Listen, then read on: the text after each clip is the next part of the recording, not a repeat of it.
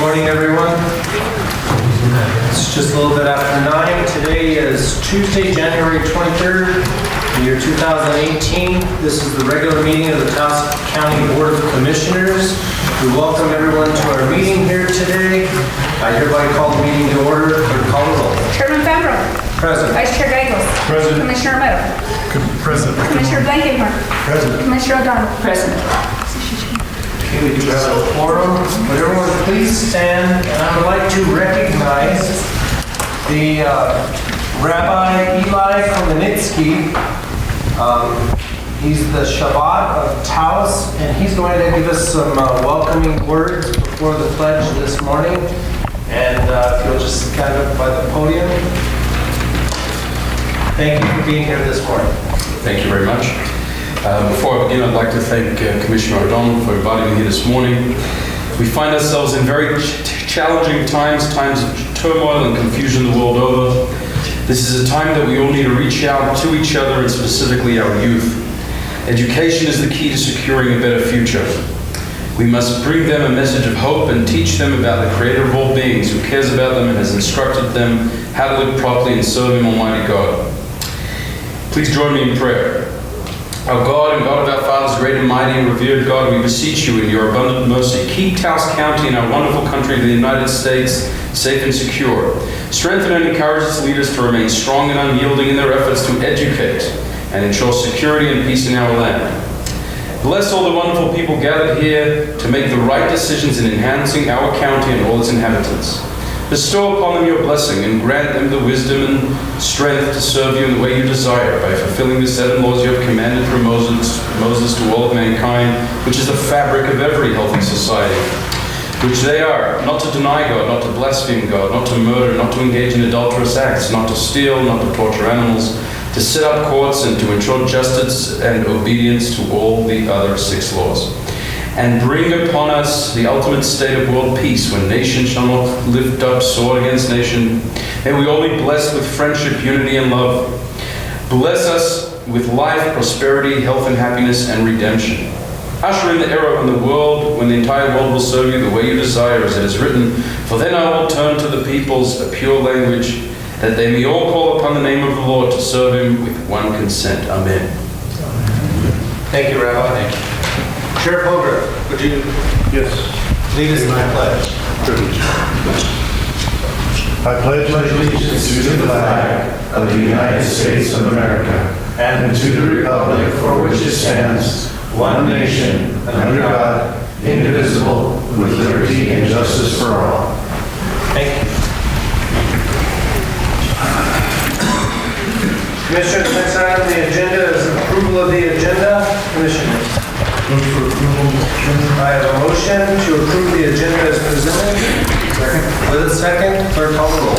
Commissioner Romero. Yes. Commissioner O'Donnell. Yes. Commissioner Blankenhorn. Yes. Vice Chair Gagos. Yes. Chairman Fambro. Yes. Thank you all. Next item is board appointments. First item would be discussion and selection of a member for the Taos County Economic Development Corporation, TCEDC. We have a staff recommendation or a commission recommendation. Commissioner Blankenhorn. Chairman, I'll volunteer to do that. Commissioner has been doing it for the past several years, and I believe he's indicated that he would like to pass that one on. Mr. Chairman, the way it's going to work is I am still on the board of directors of the Taos County Economic Development Corporation. As it turns out, I believe it was Commissioner Gallegos that was supposed to represent Taos County. And so I am on the board representing part of the public sector. So I'm large, and I'm not sure yet whether I will continue to serve or not. And so with that, Mr. Chairman, I'll set a motion that we appoint Mr. Blankenhorn as the representative of Taos County on the board of TCDC. I'll second. There will be 2 of us on the board of TCDC.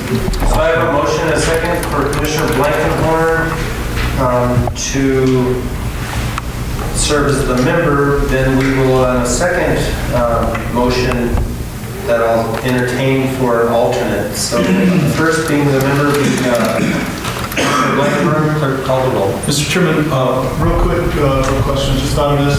There won't be any conflict of interest to us. If they, there won't be a problem. Noted, right? bring it back to us and we'll figure it out. Okay. Thank you. Okay, clerk call the roll. Commissioner Romero? Yes. Commissioner O'Donnell? Yes. Commissioner Blakenhart? Yes. Vice Chair Gagos? Yes. Chairman Bender? Yes. Now, what's our idea for an alternate to serve in the event that Commissioner Blankenhorn is not available? Is there someone from the staff that would give a recommendation that might be along those lines? Mr. Chairman, Commissioners, if that's the will of the board, I'd be happy to serve as the alternate. Mr. Chairman, I'll go ahead and set a motion that we have Mr. Leandro Cordova, our county manager, serve as the alternate of the Board of Taos County Economic Development Corporation. Second. Okay, I have a motion and a second for Leandro Cordova to be Commissioner Blankenhorn's alternate for the Taos County Economic Development Corporation Board. Clerk call the roll. Commissioner Romero? Yes. Commissioner O'Donnell? Yes. Commissioner Blakenhart? Yes. Vice Chair Gagos? Yes. Chairman Bender? Yes. Next item B is discussion and selection of a member to serve on the 9-member nominating committee for a 1-year term for Holy Cross Hospital Board. This is they meet, they give you people that have put their name in the hat, and you would then interview them and rank them, and they would eventually become board members after ratified by the board, I believe. I served on that when I worked in Cuesta. Our current member for this is Commissioner Blankenhorn, I believe, last year, but it's just a 1-year term, so Commissioner Romero had his. Oh, okay. That's just now. Oh, you got your apple, okay. Commissioner Blankenhorn. Yeah, I've served on this for 5 years now, and I learned a lot from it, but I think it would be a good time for another board member to take that on. Mr. Chairman, does it have to be a county commissioner? Can it be staff? Under the bylaws, it should be county commissioners. If there's not another board member who is interested in doing it, Chairman, I'll be happy to do it again. I have interest in it, Okay, so Mr. but I Chairman, believe so does Commissioner Gallego. Commissioner O'Donnell, nothing? I yield. you do too? I yield to either Do you have the interest? chair or the vice chair. Some interest. Okay, I entertain a nomination for the,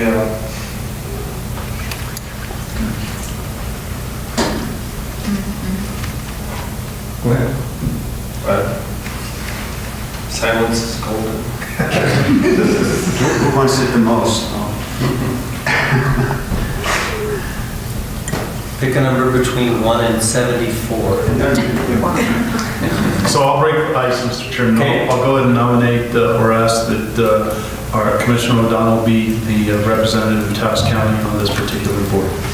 I'll go ahead and second that. Any further discussion? The nomination of Commissioner O'Donnell to serve as a member of the 9-member nominating committee for a 1-year term on the Holy Cross Hospital Board.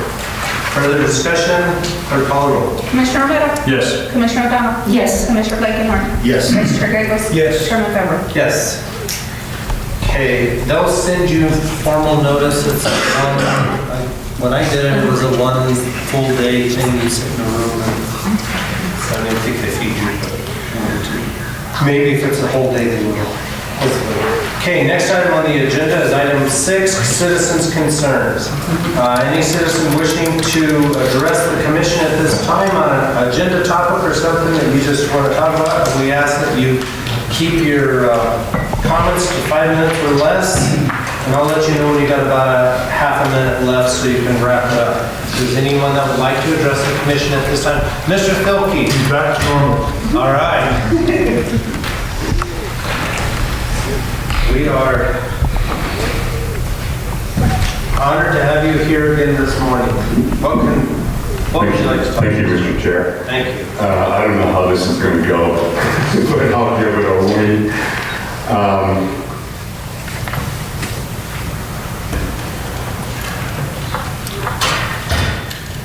I think my issue is really mostly with the editor of the Taos News. The reporting on the last commission meeting on leadership, I felt Taos News reporter was right in front of me. I had no issues with his reporting, but the editor had to, as a headline, had to go 2018 no chairwoman for Taos County, implying that there was some entitlement there, or it's somebody else's turn, had nothing to do with merit. And and the allegation on majority blacks. I mean, blacks. That's the way it goes. 3-2. And if I had any authority from being a witness, I would have concurred. I do concur. And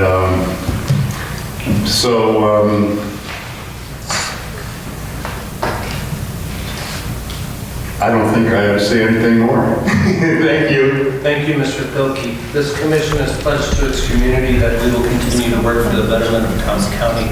All of us as a group. Councilwoman Cantu, thank you for being here this morning. Good morning, gentlemen, commissioners. Thank you for letting me speak. There's two issues I want to address here. Last week I was here with my assistant, and she's very disabled. And we parked at the handicap spaces over here where now you need a pass to come through the door. There's not always somebody there to open the door, so we had to sit and wait. There's not a call button, so I think it's really important for the sake of the people who can't walk, because she couldn't walk from this parking lot that far, or to this door, to have a call button when it's necessary for somebody who needs that. The second issue I want to address, I'm going to, have any of you gentlemen ever read a letter from a Birmingham jail, Martin Luther King?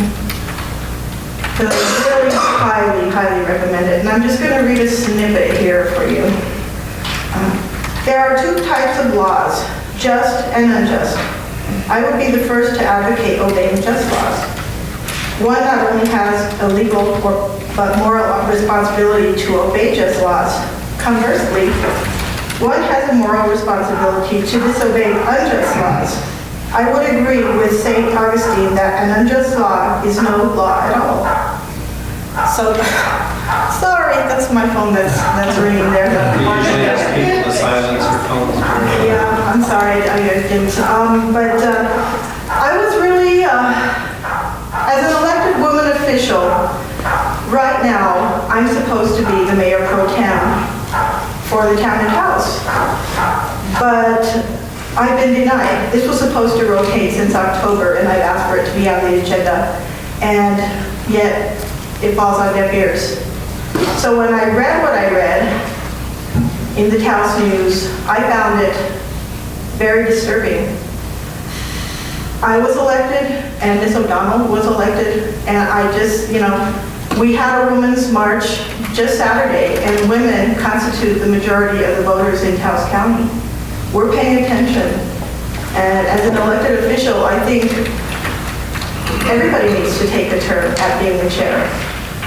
And I just can't sit silent and see Commissioner O'Donnell passed over. I think that's like an unjust law, and I really just want to bring it to your attention because women are paying attention.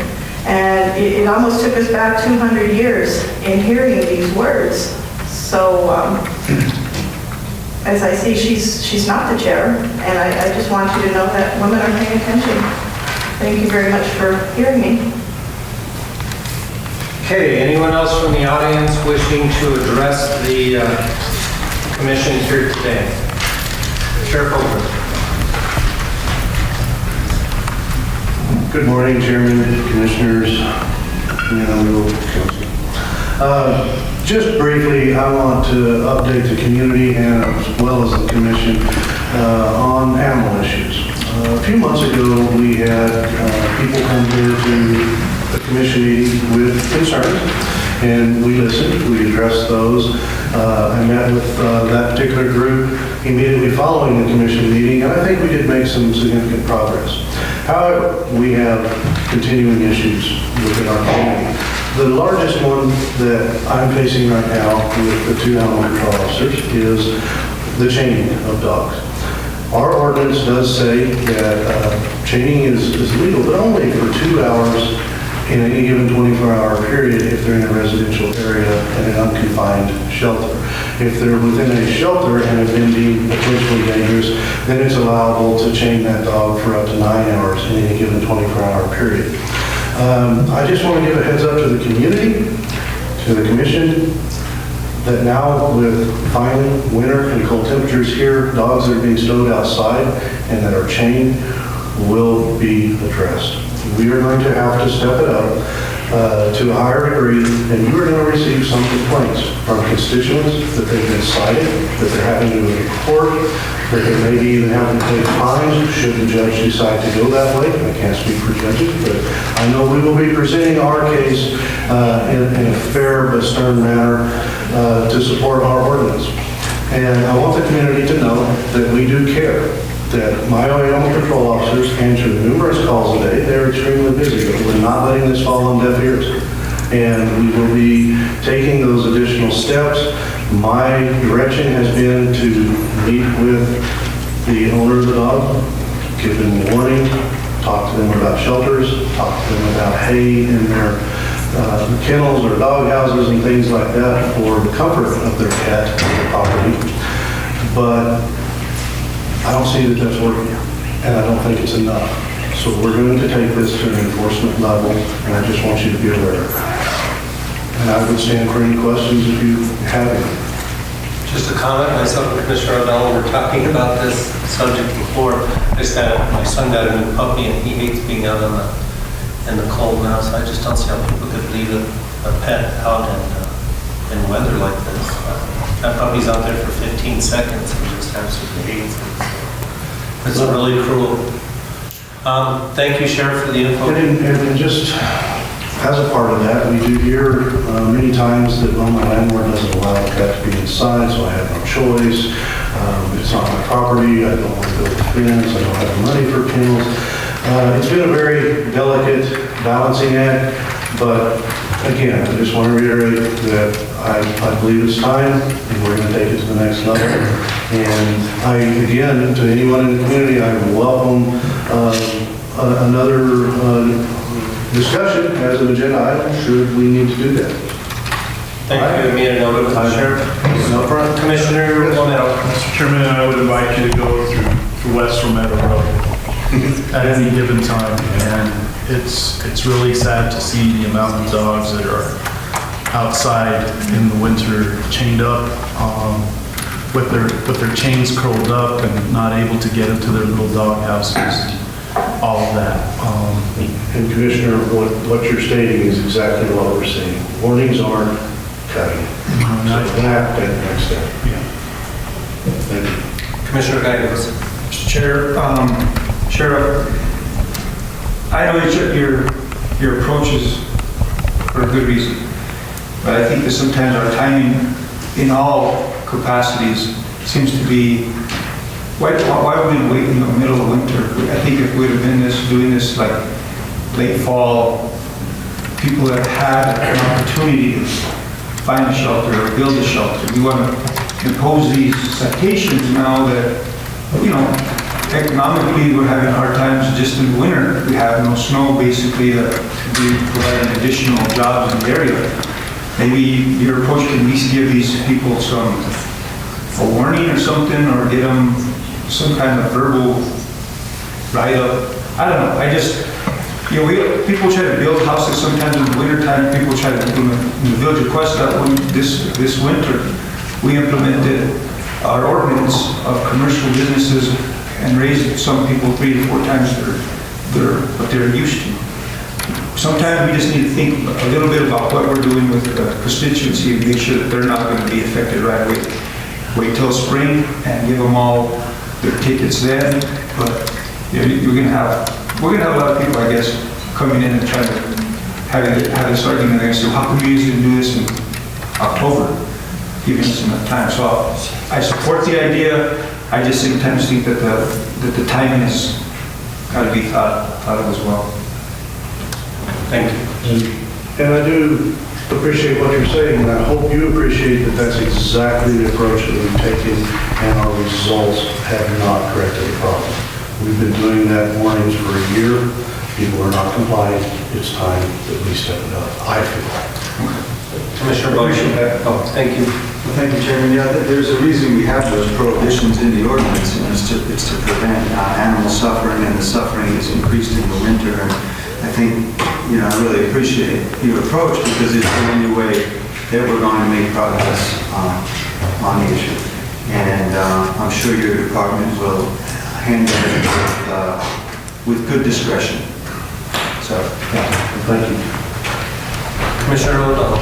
Mr. Chairman, Commissioners, thank you, Sheriff. I'm glad to hear that. And for the public, could you explain the process to report any kind of animal issues? Yes, I will start by saying the way not to do it, which is don't try to send me a text or an instant message on Facebook or things that I won't see for hours. There is one method of reporting, and that is simply to call dispatch at 758-2216 or 758-2217. Unless it is obviously an emergency, then you dial 911. And that's universal for anything. Animals are no exception to that. All right, thank you. Thank you, Sheriff. Be safe. Anyone else wishing to address the commission this morning? Seeing none, we'll move on to the next item of the agenda. Item 7 is approval of the January 9th, 2018 regular meeting minutes. Commissioners? So moved. second. I have a motion by Vice Chair Gallegos and a second by Commissioner Blakenhart to approve the minutes of the January 9th, 2018 minutes. Meeting minutes. Clerk call the roll. Commissioner Romero? Yes. Commissioner O'Donnell? Yes. Commissioner Blakenhart? Yes. Vice Chair Gagos? Yes. Chairman Bender? Yes. Okay, next item on the agenda is presentations. Item A is a presentation from the New Mexico State Land Office regarding a land exchange in the Rio Grande and Norte National Monument between State Land Office and BLM. Commissioner Dunn. Thank you, Mr. Chairman and Commissioners, and we appreciate the opportunity to speak with you today. My name is Aubrey Dunn. I'm New Mexico State Land Commissioner. I've got with me Deputy Commissioner Laura Riley, and then Dennis Garcia is a contractor. He's been a long-time employee of the Land Office also. So we appreciate the opportunity to be here. And Laura will do the main part of the presentation. There was an article that came out in Santa Fe, in the Taos paper, and we were concerned that maybe our story hasn't been out as what's happening in the monument. We wanted to get up here and tell you about it. And two things really quickly. Land that we're exchanging out of our lands are in only two places, the monument and the Sabinosa Wilderness. It has nothing to do with the southern border or the border wall, and for a candidate to get up and say anything like that is absolutely ridiculous. And so I just want to assure you, it has nothing to do with the southern border of New Mexico. It only has to do with the Sabinosa and the National Monument here at Rio Grande del Norte. And so with that, and one of the things that when you look at the maps that we're trading out in those dark blue areas, about a third of our land is unleased now for grazing. So about a third of our land we're not getting any income from. And so that's kind of what's brought this about, so that it can better be used as a national monument and we can get other lands that we can earn money for schools on. And that's really my job.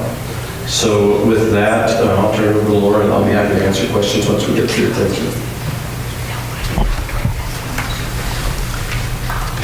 Mr. Chairman, Commissioner, thank you for allowing us to be here today. Actually, my cohort at BLM was going to be here, but due to government actions, she's just now getting back to work. When Commissioner Dunn was elected, we came into office to discover over 200,000 acres of state land tied up in national monuments and wilderness study areas statewide. We approached BLM and asked them to look at exchanging those lands out to allow us to manage our lands in the way we see fit and allow them to manage lands both in the wilderness areas and the national monuments based on their mandate. We worked on this over 2 years. At that time, BLM said they would not be able to deal with the full 200,000 acres, so we chose the Rio Grande del Norte Monument to try to get out of it first. There are approximately 38,000 acres in the Rio Grande del Norte, and then there is also some additional land in the Sabinosa Wilderness area that will encompass this exchange. It will be 43,000 acres of state land total. We are looking at acquiring about 70,000+ acres of BLM statewide. That it will be a value for value exchange, including both surface and mineral estate. And so it's not necessarily acre for acre, but value for value. Those lands, those federal lands were identified off of the various district RMP disposal list. So when you go to the map, you can see they're scattered throughout the state. The two red circles are the lands that are state lands that will be given to BLM, and then everything in the blue squares, and they're minute parcels scattered out in there, anywhere from 40 to maybe a couple thousand acres in one parcel that will be acquired by the state. There's another map over here, and I think Dennis handed out a map of the wilderness area, so you have a better idea of what's actually happening in Taos County. The lands that were selected were, like I said, were in the RMP class, or in the RMP plans. BLM has done a preliminary check for conflicts initially. We're in the NEPA process right now, and we anticipate that to span through the summer. We're also starting the appraisal process right now.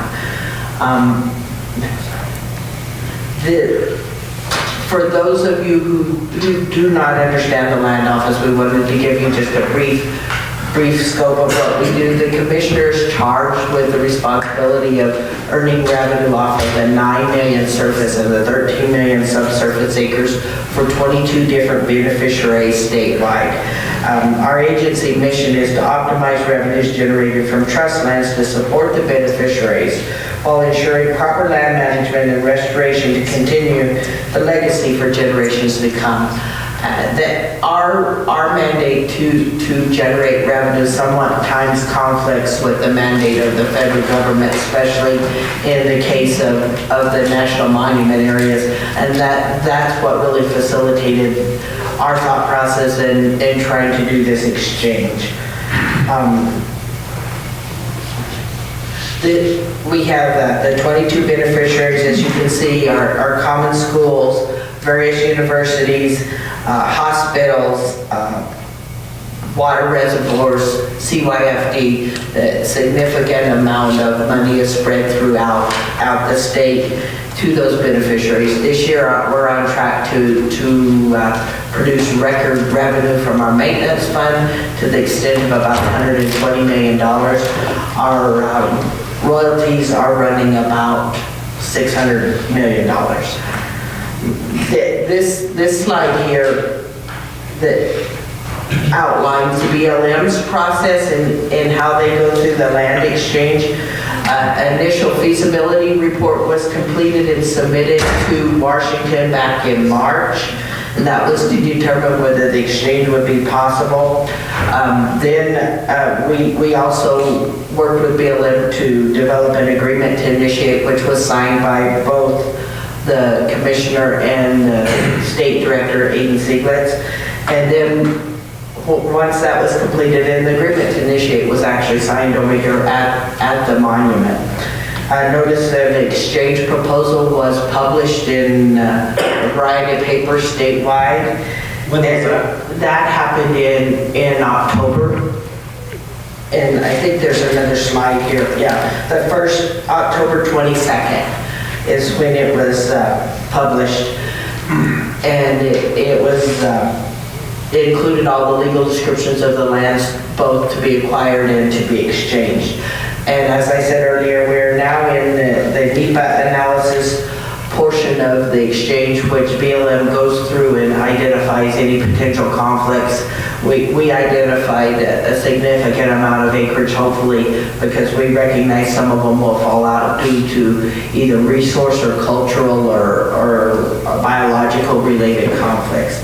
Once the NEPA analysis is complete, a notice of decision will be issued, and at that time there will be an opportunity for comment on the notice of decision. And we hope to complete this exchange by December of this year.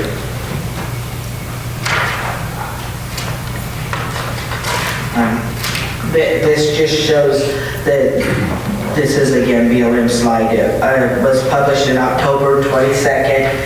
It was published in newspapers weekly for 4 weeks. The comment period ended December 15th. We did hold 3 public meetings, or 3 stakeholder meetings prior to that comment period. We had sent out letters to all of the affected counties and the affected legislators in those areas asking for comment. Those letters were sent out in July and then sent out again in October. We did present to 4 counties prior to the ending of the comment period, and then we presented to the Association of Counties last week. We're speaking to you here today. We'll be in Santa Fe County next week, basically giving an outline of what we propose to go forward. The NEPA Policy Act requires BLM to do an environmental analysis to assess the impacts to the human environment. They have engaged with cultural and social scientists to review these parcels, and we are also beginning on the appraisal process to determine the valuation of the properties. That will be done through the Department of Valuation Services in the interior. Now this is again, I'm presenting on usually what BLM talks about today. But the payment in lieu of taxes, this has been an issue. Some counties will benefit, mainly San Miguel and Taos, and other counties, because they will have a loss of federal lands, that will have a reduction in their PELT payments. The net income, or the net change in the PELT is $152,000. It's less than 0.5% of total PELT statewide. This next chart shows the impact to there's 14 counties affected here, and it shows the impact. As you can see here, and this number will change subject to as we add or subtract lands after the valuation and the NEPA goes through the process. But at this point, Taos County their PELT payments will increase by about $87,000. The other issues that we are facing in dealing with the other stakeholders who are involved, there are some options for BLM rights-of-way holders, and there are actually 4 options. 1, to maintain the existing right-of-way until it expires. 2, to come to the land office and negotiate a new right-of-way that will become effective at the time of the patent issuance. And then 3 and 4 are essentially the same. 1 is that submit an application to make a one-time payment for a perpetual loan to either amend or make a new rental to BLM. They will, right-of-way holders were notified, I think, in July and August, and they had 60 days from that time period to respond into which option they plan to go forward. In terms of the state land that will be transferred to BLM, the right-of-ways that are existing on that state land will be held within whatever term is left on that right-of-way, or if they are in perpetuity, they will be acquired by BLM and held in that status. Upon, if it's a term right-of-way upon expiration, then BLM will work with those right-of-way holders to issue a new right-of-way. The next issue we have, the other stakeholder groups that is quite large is the grazing allottees and permittees. As Commissioner Dunn said, in the 43, well, basically the 38,000 acres that we have in the Rio Grande del Norte monument, over 13,000 acres currently unleased at all. We have no lessee on it. The other remaining acreage will be incorporated. The terms of their existing grazing leases will be honored by BLM and incorporated into surrounding allotments based on the ownership of those allotments. Our agreement with the MOU and the agreement to initiate says no uses will change. If existing uses are allowed for ranching and agricultural operations, those will continue within the monument under BLM's stewardship. Letters and maps showing the affected areas on BLM allottees and state lease permittees were sent out in September. Identifying the problem or identifying them as a potential change in ownership and encouraged to come to one of our stakeholder meetings and discuss issues. The waivers to the BLM permittees, which there's no BLM permittees that will be coming to state land, were sent out in October as well. The next slide is, again, this is more grazing. In terms of BLM allottees coming to state land, they have a 2-year period to give the notice of their preference. They can waive that and convert to a land office lease immediately. The existing lessees, whether it be BLM or state lessees, will be given priority to acquire that lease when it changes hands or maintain that lease in the existing ownership until expiration and then go through either agency's renewal process. So that's essentially where we are on the exchange. Does anybody have any questions? First off, on the grazing, last week you talked about, I may have it backwards, in one they pay $167 per annum, and under the new they'll be moved up to $580 something. How does that affect the people here? Does it go the other way? Actually, in Taos County, it goes the other way. So Our grazing state fees will drop from $560 something to $119. $619 to $187. So all of your lessees will experience a reduction in fees in Taos County. Okay, I know Commissioner Romero had a comment about our road, so I'll leave that for him. Let me think if there was anything else. When did this idea start? But again, when Commissioner Dunn came in on office in January of 15, we discovered we had 200,000 acres statewide that were encompassed in either wilderness areas or national monuments. We kind of met off and on during 15. At that time, there was no state director. When Amy Luters was appointed state director in December of 15, she came to us early in January of 16, and we started in this process of development of the MOU, the agreement to initiate, and looking at the available lands that both parties had to see if it would be something that would be feasible. In mid-summer of 16, we started development of the feasibility study and submitted that to the Washington, D.C. office in March of 17. Okay. Commissioner Romero. Thank you, Mr. Chairman, and thank you for presenting last week before the New Mexico Association of Counties Board. Have a couple of questions with regards to the public comment period. That included Taos County residents. Did many respond, and what was the feedback that you got from Taos County? Well, and I will have to preface this, is a lot of the comments went to BLM and so I didn't personally see everything that went to them. As far as the stakeholder meeting, we had no participants from Taos County.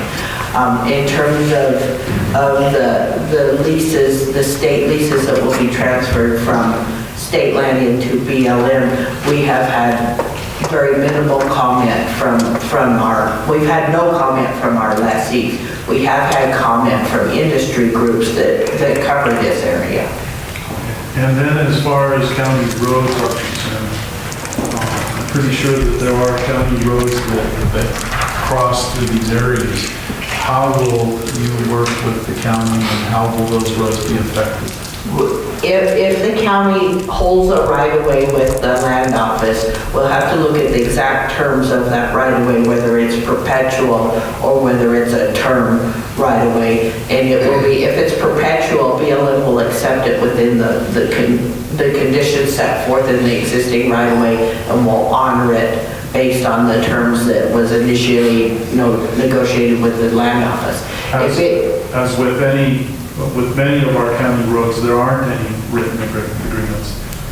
And I have to apologize, I do not know if Taos County has taken advantage of the amnesty program that we've offered at the land office for about the last 6 years to bring all of their roads in compliance. If there's no existing easement, all we can transfer is the known documents and encumbrances that we have on that land. When it goes to BLM, it will be to the extent BLM is willing to deal with it. If you do not have an existing right-of-way that's formalized with the land office.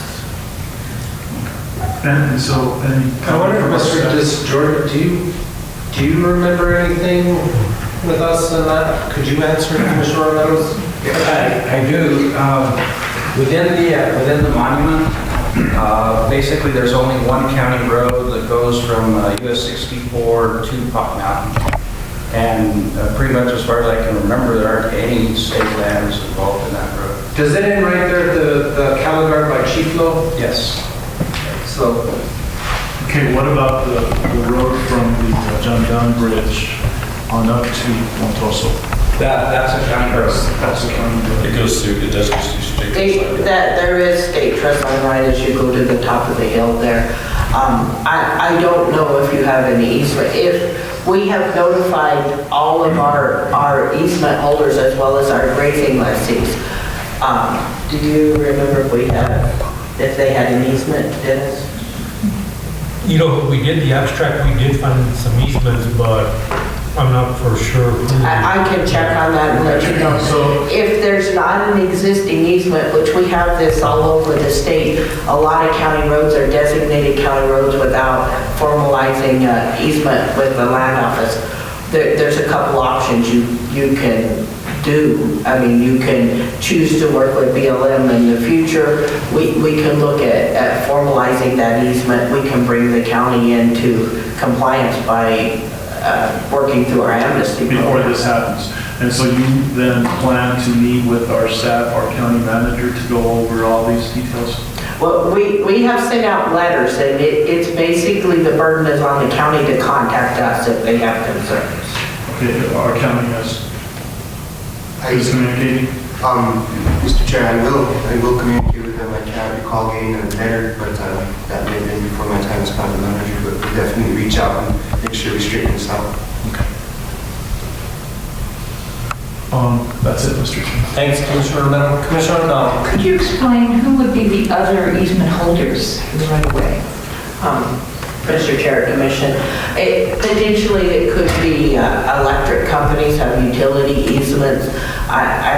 We don't have a lot of encumbrances on these lands. Most of these lands either have no encumbrances at all or mainly are encumbered under a grazing lessee.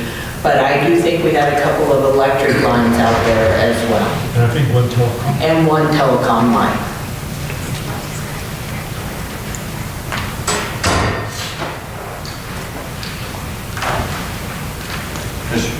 Any further questions? No, again, thank you for the time you spent with us in NMAC last week. I appreciate it. It's a lot more favorable to us up here than it is those down south, and Well, it'll be interesting in the result here. Thank you for receiving us as nicely as you have. And Mr. Chairman, I'd like to thank Commissioner Abu Dunn. It was good to see him at the Northern New Mexico Stockman's meeting a couple weeks ago. Thank you for coming. Thank you, Commissioner.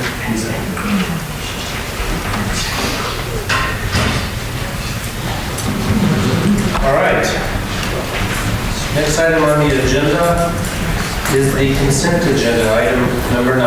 I'll read the consent agenda. If any commissioner wishes to pull any item as I read of the consent agenda, that will be the next business handled following approval of the rest of the items. Item A is approval of DFA resolution number 15 for 2017-18 fiscal year. Resolution requesting to adjust the 2018 fiscal year final budget to increase expenditures in GRT County Infrastructure Fund 103 to allow for prepayment of a promissory note.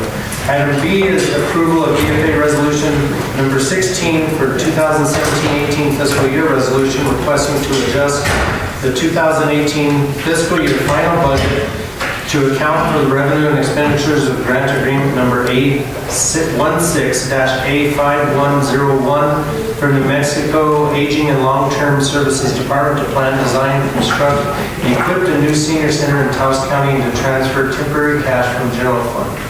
Item C is approval of DFA resolution number 17, 2017-18 fiscal year. Resolution requesting to adjust the 2018 fiscal year final budget to account for the revenue and expenditures of grant agreement number A16-A5102 from the Mexico Aging and Long-Term Services Department to purchase and equip vehicles, including a meal delivery vehicle for senior citizens in Taos County, and to transfer temporary cash from the general fund. Item D is approval of a budget adjustment for DWI screening and assessment 1230-1345. Item E is approval of budget adjustment for facilities management 0101-1090. Item F is approval of a budget adjustment for animal control 0101-1800. Item G is approval of a grant agreement 16-C-NR-I-03-G-013 Taos Youth and Family Center Reconstruction Project funded through CDBG joint grant between Taos and Taos County. Item H is approval of a grant agreement amendment number 1 awarded to DWI Grant Council for the purchase of computers, PA system, and rolling storage. Item I is approval of the award for RFP 2018-04 for financial advisory services for Taos County. Item J finally is request for out-of-state travel and actual reimbursement for Ana Martinez and Valerie Rao to attend the 2018 Winter Symposium for Property Records Industry Association in New Orleans, Louisiana from February 26, 2018 to March 1st, 2018.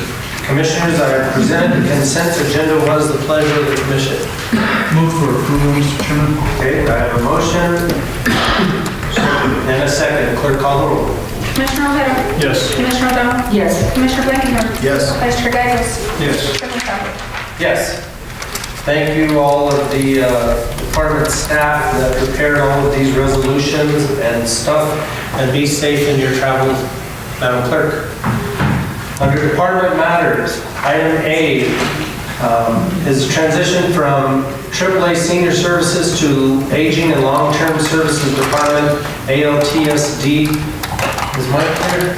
I haven't seen him. Mr. Chairman, Commissioners, unfortunately, Mr. Trujillo is out ill today, so we have Ms. Ana Luna and Don Romero to present. And I will also be helping him accordingly. Ms. Lule, thank you for being here this morning. Good morning, Commissioners. To give you a quick overview about our transition that's going to be happening February 1st, we met with Aging and Long-Term Services Department on Friday. It's going to be a smooth transition. Basically, we're just going to report to other people. So no disruption in services, everything's seamless, it's just we're not even gonna know, basically. Basically, yes. Well, good. Commissioners? All right, Mr. Cordova. Mr. Chairman, Commissioners, I just wanted to kind of add to that. You may have heard a lot of the debate. There has been a lot of debate back and forth. There's been different legislators that were concerned about the plan going forward from aging and long-term.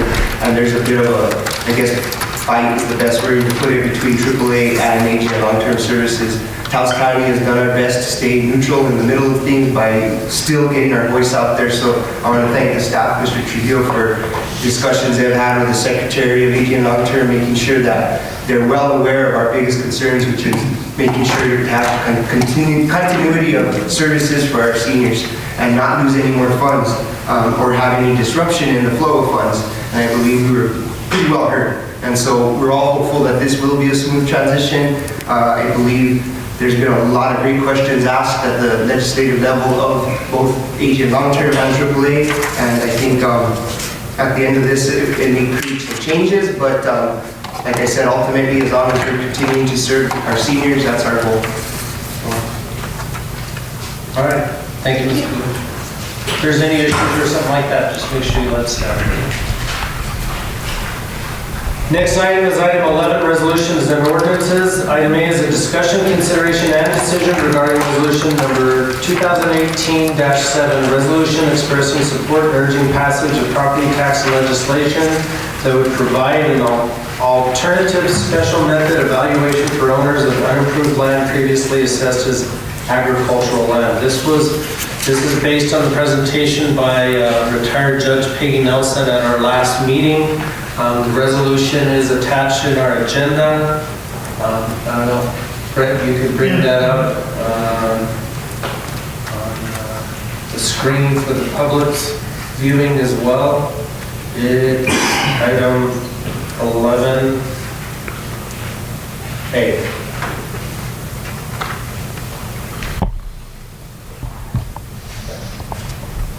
There it is. We do have in our attendance, we have our assessor, Mr. Abel Montoya, his deputy, Mr. Randy Baca, and our appraiser, Nick, is with us here if you have any questions of staff. I'm sure Nick may have a comment or something, and also in attendance is retired Judge Peggy Nelson. Mr. Cordova, would you like to start the conversation? Yeah, Mr. Chairman, Commissioners, we did bring this back at the request of the Commission. Commissioner Romero had asked me at the last meeting for some numbers. That's why I had asked the assessor staff to be present to be able to answer your question. It's tough to give you specific numbers. I think one misconception that I want to clear up is that there's not much opportunity for Taos County to see a surplus or an extra revenue.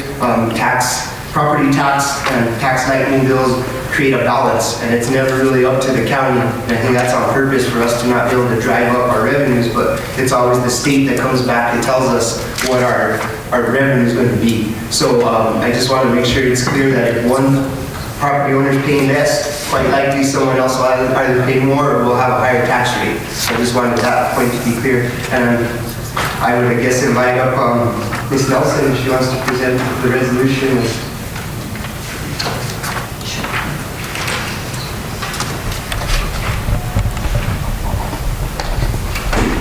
Thank you. And I had promised Commissioner Fambro that I would keep this really brief because I did over my time the last time. I hadn't actually planned on being the one to present the resolution. I also want to state that in addition to folks who are here from the assessor's office, we have with us today probably a quorum of the board of the Alianza Agricultura, which includes myself, Daryl Maestas, Toby Martinez, and Sam Disgeorgis. And also present is John Ryan, who is a, I can't say retired, former state senator from the Albuquerque area, who's here to speak about the resolution as well. So I'll keep it as brief as I possibly can at this point. And I'm glad that Mr. Cordova talked about that kind of ceiling of taxes that come in and what it means if there's a shift in who pays taxes. What this bill, I think, really does is recognize the importance of agriculture by keeping in place the agricultural special method evaluation. But for whatever reason, when people cannot provide for productive use of their land. It would provide a different alternative, which would be actually taxed at a higher rate. So if you previously have agricultural land, you're going to be paying more on this land. If you enter into a management plan and otherwise abide by what the requirements of this new law would be, should it pass, and I understand from things that I've heard recently that with bipartisan support, it actually may have a chance of passing. What also struck me when I looked at the prospect of presenting a resolution was your own county comprehensive plan that calls for a variety of things, and in its land and water element section of that comprehensive plan talks about those numbered items 1 through 4 that are up there on the screen. Securing and maintaining safe and sustainable water quality and quantity supplies, watershed and aquifer management, restoration of riparian areas, protect and maintain vegetation in order to manage wildlife opportunities, protect habitat, and restore and protect our irrigated agricultural lands and acequias and promote local sustainable agriculture. I think what we all know is that we have an aging population. We are probably going to have a real future need for agriculture, and to the extent to which land can be held open in some form that's not subject to development pressures, but might be available for future agriculture, we should support that in every possible way.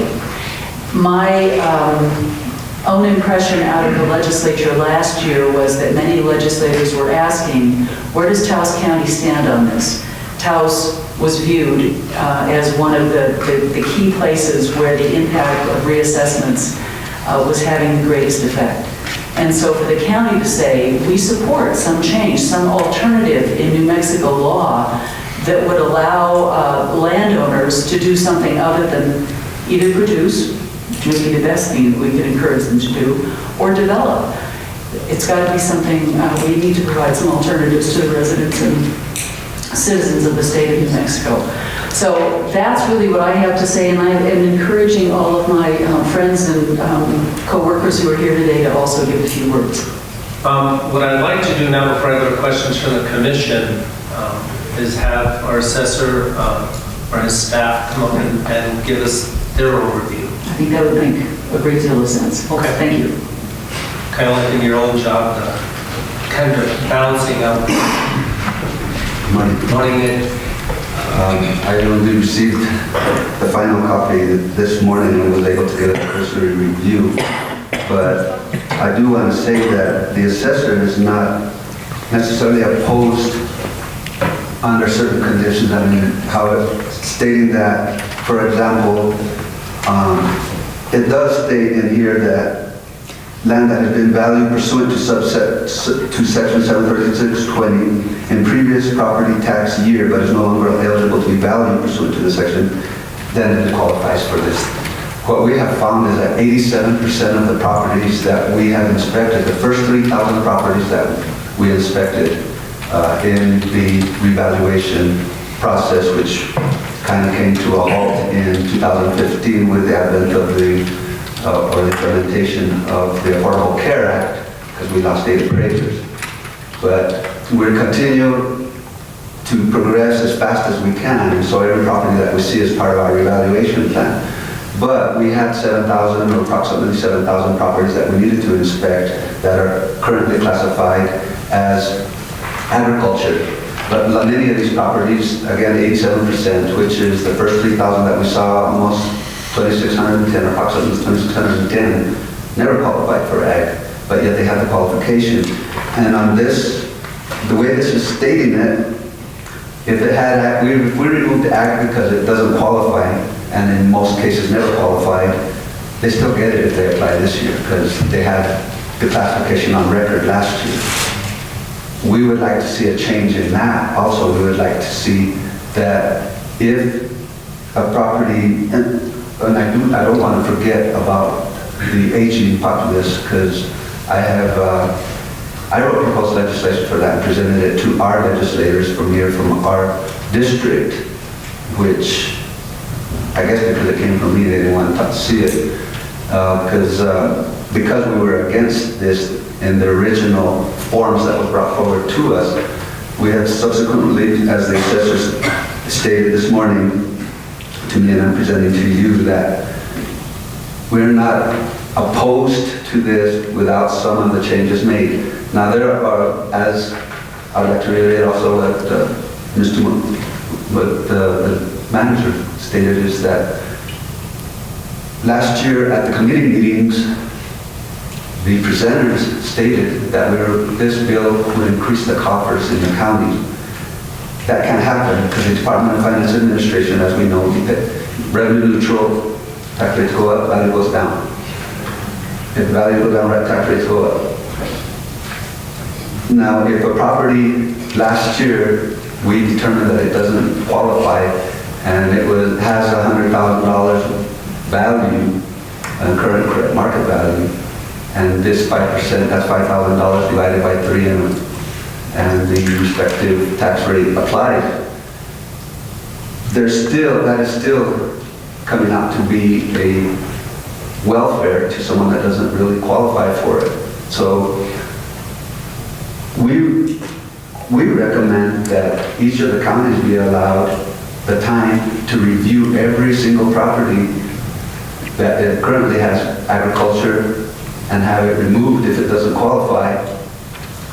I'm still going to submit, I'm going to submit to every single legislator a copy of my proposed legislation to protect 65 and over from once they reach 65, that they should have an opportunity to retire as well. Farmers never do. My dad's 83, he's still farming. He's real sick, he still tries to farm. But if he can't, and if I don't do it, which I do, then he loses the classification because he's no longer doing it. And I'll be happy to give a copy of this to all of you, and I will at some point. I'll Get it to Renella and she'll disperse it. Okay, I'll do that. I'll do that today. There was, in the cursory review, as I said before, this states that we will essentially police this, because if the property owner has a use change, that means we have to see the property because they're not going to record it. The title says, related to property tax, creating a special method of valuation for unimproved land, providing for a recapture of tax savings and the use of the land is changed. And there is required disclosure, which means New Mexico is a self-reporting state and taxpayers must render changes to the property.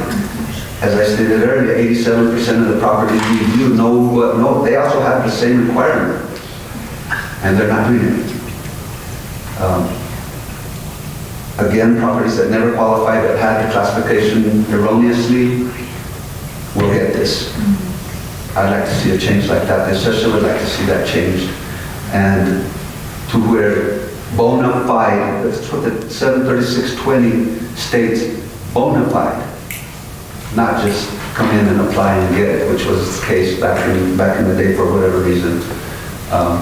I know they always suffered at the treasurer's office like we are now with insufficient personnel, resources to do all of the requirements that are applied to us. This was another unfunded mandate. But there are some changes that we would like to see before it actually is implemented. And we should have the opportunity to clear up all agricultural classifications prior to the implementation of this in our county. And Nick, my understanding is in supporting the bill, because the bill has been drafted and is scheduled to be presented in Santa Fe this week sometime, I understand. But you have to already be in ag in order to qualify for this. Is that your understanding as well? No, or the previous tax year. So if we found a property in the previous tax year that didn't qualify, because it says, but in the previous property tax year, but is no longer eligible to be valued pursuant to 73620, which is the agricultural statute. Well, the ones that qualify, do you feel this is an avenue for them to continue working towards getting back to ag status? Compliance? Bona We've fides? seen a huge recurrence of agriculture just by implementing the 73620. Even, which is the older farmers that I speak to and ranchers, they say what you did was you brought ag back to Taos County by the assessor's office by fully enforcing. As was stated earlier, when this was presented to the committee meeting last year, they pointed at Taos County. I was the one that was sitting there. They pointed at me. And Senator Ward presented the bill by stating Taos County is diligently enforcing the statutes, and this bill will stop them. That's how I tried to get a copy of that so I could put it in every newspaper in New Mexico. But there are some good things about this. It's not, I mean, there's an assumption, and it was presented to committee also, that if someone has a Taos County grazing, for example, is $3.99 per acre. That's what they pay taxes on. So this person who has grazing land is now going to apply for this and go to a higher valuation. They're not going to do it. No one's going to do it. Matter of fact, no one's going to touch their land until we go take erroneously. Or until you take action. Yeah, and so there are a lot of issues that have to be completed before I will be comfortable with a resolution from Taos County, and I'll be happy to present all of those to you with the copies of the proposed legislation. Well, I know it is time sensitive because it's a short session. Commissioner Blankenhorn. Thanks, Chairman. I think probably you and the Assessor's Office probably agree that it is good to have another option. There may well be some properties that properly qualify for the exemption, but for whatever reason, they don't want to continue to produce from the land, which is what's required. But they're willing to put their land under a management plan that's going to protect it and the resources on it. I mean, we're mostly talking about our wetter properties. So 10-year plan. yeah, and so it seems to me it's a wonderful idea to have that additional option. But I do hear you, and I think what you're saying is we still have 7,000 properties to look at. Under, if the past is any indication of what we're going to find, about 6,000 of them will not qualify. But you're not going to get to those 6,000 anytime in the near future, and so we are faced with this possibility of having 5,000 or so landowners who can then qualify for a management plan, even though they were getting the exemption under false pretenses, right? That's pretty much... Plus 5%. That's what you're saying. That's pretty much your objection, right? Yes. Well, that is the... Do you have any other objections? I mean, do you think that the basic principle is a good thing?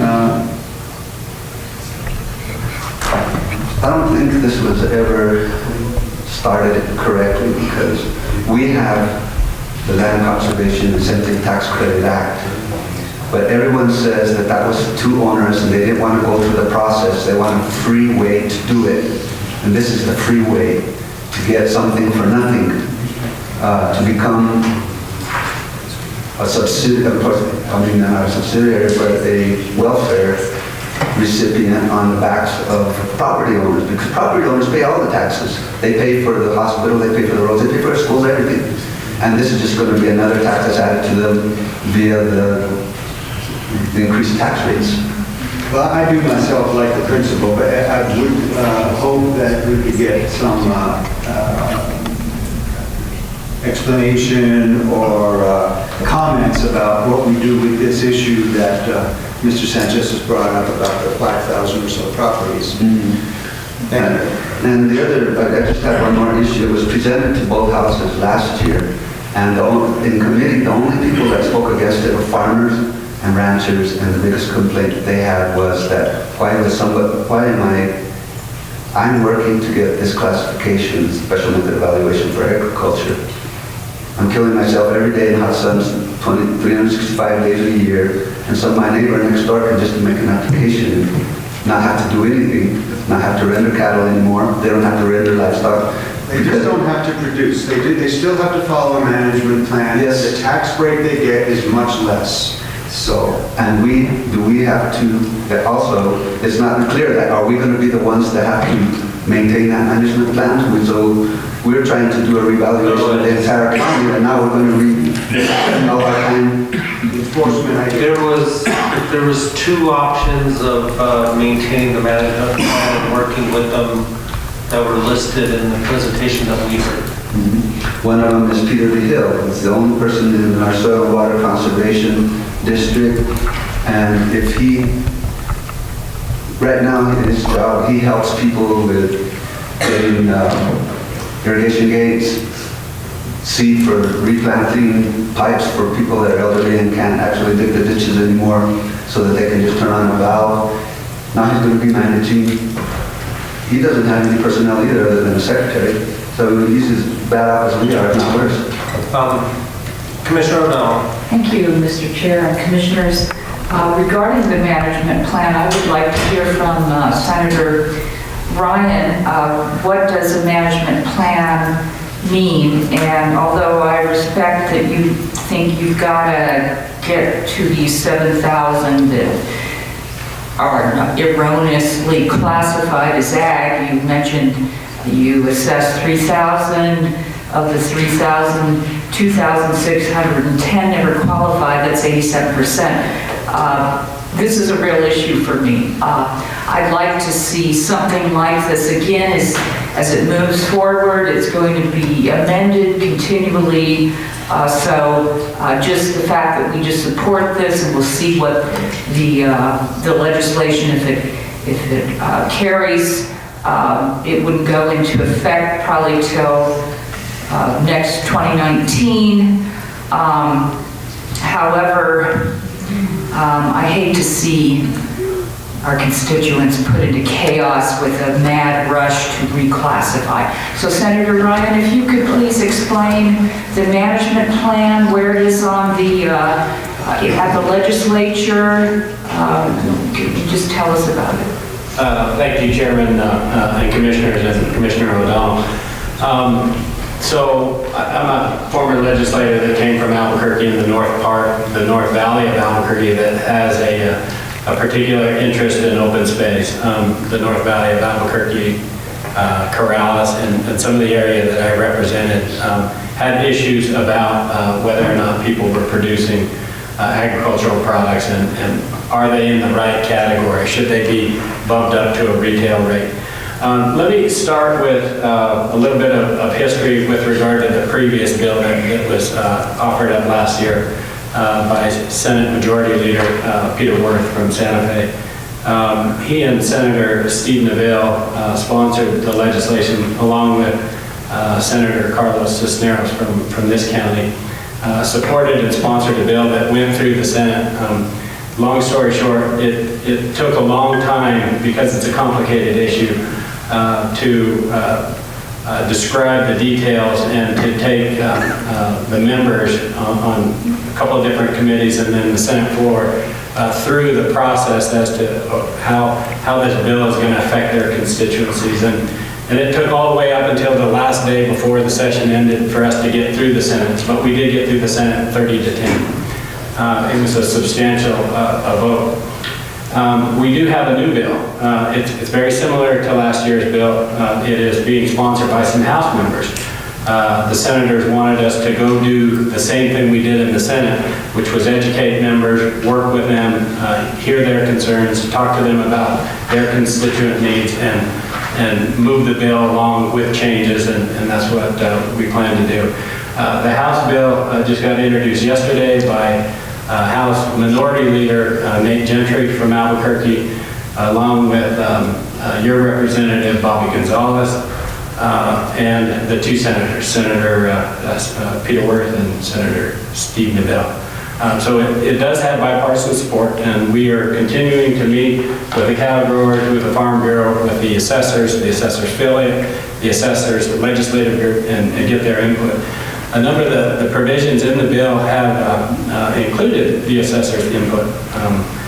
In particular, a new provision, which is now, this bill, you have to be in the ag rate before you can catch this new intermediate rate or conservation rate or heritage rate, whatever we call it. You now have to be in the ag rate, so anybody getting this new rate has to be in ag first.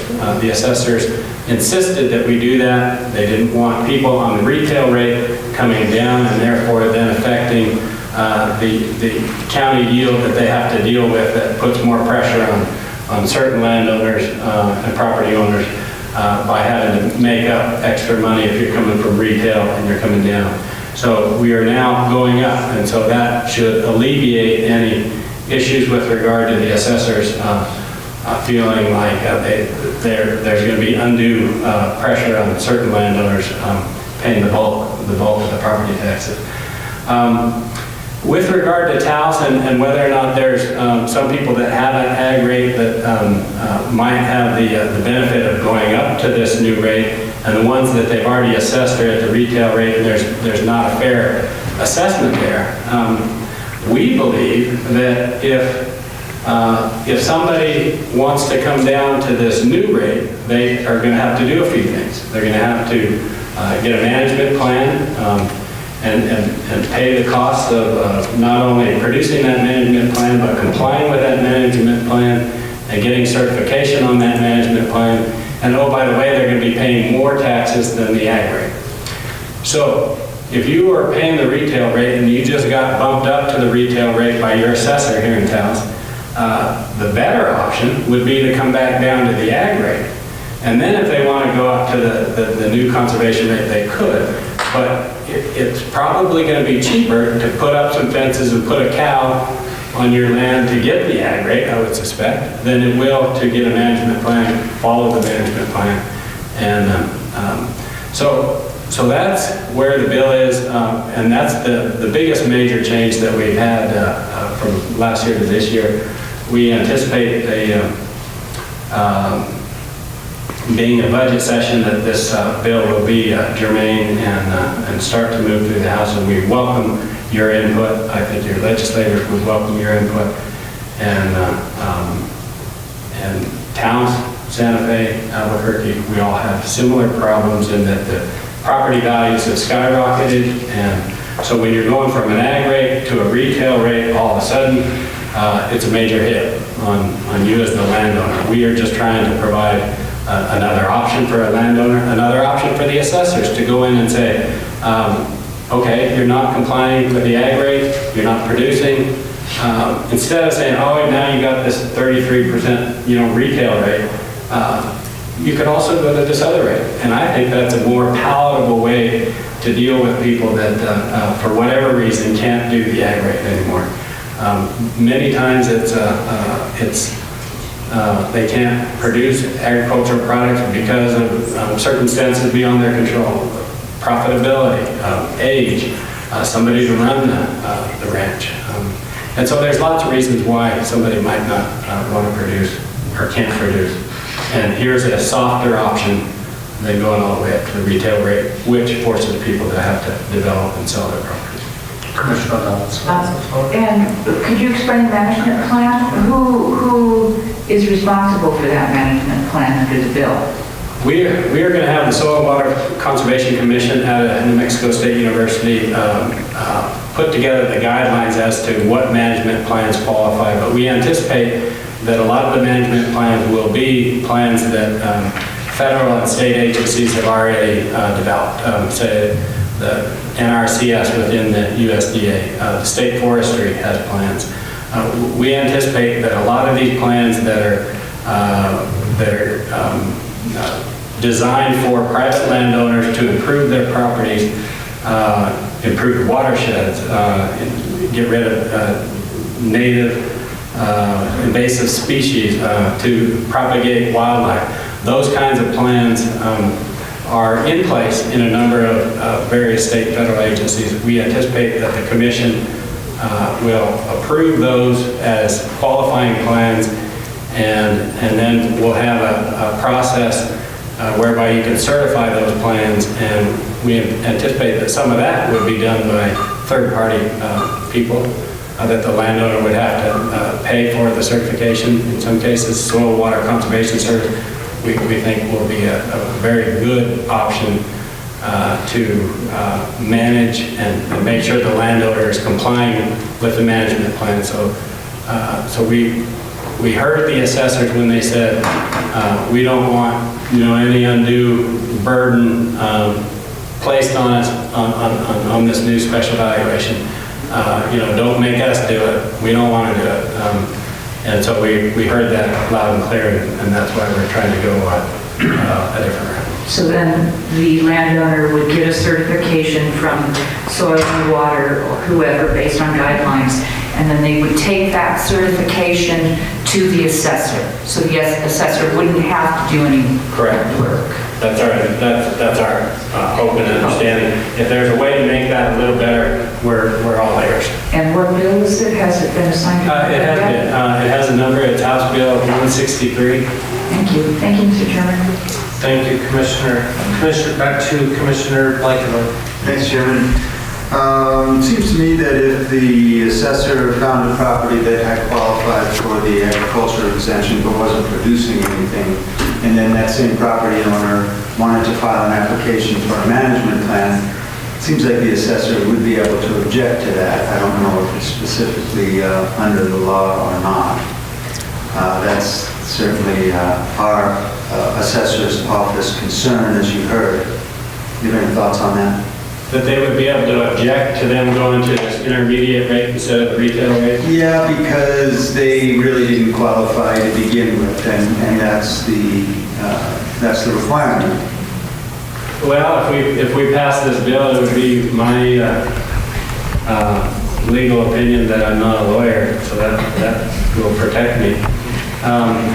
Would be that they would have the option of going to an intermediate rate. I mean, because they had paid it before. Yeah. I think that's probably true. I'm a big supporter of the assessor's office, all of the work that you've done to make our system more fair and collect taxes from those who were getting that credit against the law, that they weren't producing. And I really appreciate the fact that your enforcement has, as you said, increased the agricultural production of land. Because people now realize that they can't just say it, they have to actually do it. And so I'm still a big supporter of that.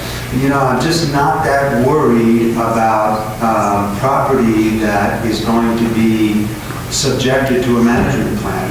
I just don't see how that's a bad thing. And, I realize that there is something of a tax break that goes along with that, but I think it's worth it. I think that it's really important that we protect our resources, and this opens up another avenue to do it. The management plans aren't specified in the legislation, but they'll be hashed out by smart people with good intentions, and I think that for those people who choose it, it will be a good thing. Thank you.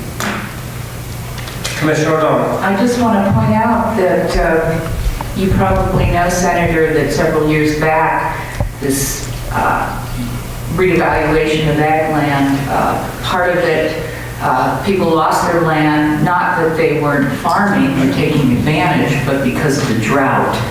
They couldn't put their animals on. So then they lost their ag land. Well, thank God for House Bill 112, because when we move back into serious drought, farmers have a way to preserve their ag status because of the drought. But I think we do have to look at these things because of climate change, that people are going to be hard pressed to find water and how they're going to raise hay and how they're going to feed their animals, because a recent Senate House Conservation hearing from climate change specialists said that we're just going to continue to see drier weather.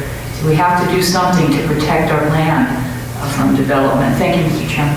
Thank you, Commissioner. Anything else, Commissioners? Abel, anything else from your office? Yes. Thank you. Mr. Sanchez. there's a misconception that removing a special method of valuation and placing it at current correct, not at a fair assessment. They have not been getting a fair assessment if that word is going to be used for forever. I've had people tell me, my dad didn't pay, he had ag, my grandpa didn't pay, he had ag. Why do I have to pay? They think that it's a historical thing and it's grandfathered in. It's not. And there is no fair assessment. There's current and correct, and there's special method. There was also the statement that it's cheaper to fence a place and put some cows on it and get the ag. There are several properties that we saw in the extreme western perimeter of the county that had 600 plus acres, many of them, and the reason that they never, they submitted an annual report saying that they had livestock on the property, and there was a carrying capacities were determined back in 1984 by the Agriculture Department of New Mexico State University, and they're still in place now. And those were based on drought years. So the carrying capacities that we have, that doesn't mean that a farmer is going to lose his land because he can only put 5 cows on it, but the carrying capacity of that land is only 5 cows during the drought season. So these carrying capacities were created for that reason. So drought doesn't make people lose ag, and it doesn't make people, unless they've never done ag anyway, which is getting back to these 600-acre parcels. When I went out to go see the cattle that they were rendering, there'd never been any cattle on that property. The only fence on that property was the one next to the highway, which the state built. And I asked them, well, why didn't you fence it in and graze it? They said, it would cost $600,000 for them to put a 3-strand barbed wire fence around that acreage. It's not cheaper to fence a property and then get ag, because you never recoup it. So, again, there was also brought up the elderly. I'll give you my proposals to protect the elderly. I'll send that to you today. Management plans. We're talking about these management plans that are going to ensure that these properties are taken care of as to maintain that special method evaluation. We have tree farms in Taos County. There were, I believe, 26. Out of the 26, only one was following the tree farm management plan, which we're supposed to accept because it's certified and give them the ag classification. Mr. Boykin from the State Forestry, who oversees the tree farm, at a meeting last legislative session, told us that they don't have the personnel to police these management programs. They're supposed to see them once a year. House has never been looked at since their application was accepted. They have never looked at them. So management plans are good, but are they going? We still have the fear that they're not going to be managed the way the management plan states, and nobody's going to police it. And we can't. Even if it is an unfunded mandate, it's just going to go unreviewed, just like the agricultural food properties have been unreviewed since 1978. And I guess I'm going to go at that. Thank you, Unless Mr. anyone has any Santos. questions. So Commissioners, what's in front of us today, we've heard from both sides, and there seems to be some support with some questions. What's the pleasure of the Commission for Resolution 2018-7? Mr. Chairman. Commissioner Romero. I would like to hear from Judge Nelson and the others a little bit. Oh, I didn't know if she had anything else. She still owes me a minute, 30 seconds for the last. Do I have 30 seconds left? You know, Come up to the microphone, please. And I do think that maybe ever so briefly, a couple of others would at least like to express some support. I know that in talking to, thank you very much, Mr. Ryan, Senator Ryan, for answering many of the things that I would have come back to say, so I'm not going to get into that. But a number of people, when I've talked to them about this, including Commissioner Blankenhorn at one point, raised the issue of what are these management plans? And I just want to say that I think that a regulatory process will have to take place, and there will probably be input from the public on what should constitute a plan, not only what should constitute a plan, but how it's adequately certified. And I think we can all acknowledge that on occasion there are things that are not enforced the way we'd like to see them enforced. But if you have third-party certifiers, if those people aren't doing their job, they're going to lose that level of ability to do the certification. The burden should not be on our own county agency within the assessor's office to be doing any of that. I think everything really that I would want to say has been said. I think we desperately need some alternatives. And I hope that you'll pass this. And I do think that, I know Mr. Desjorges, Mr. Maestas, maybe Mr. Martinez as well would like to at least express some support. Thank you.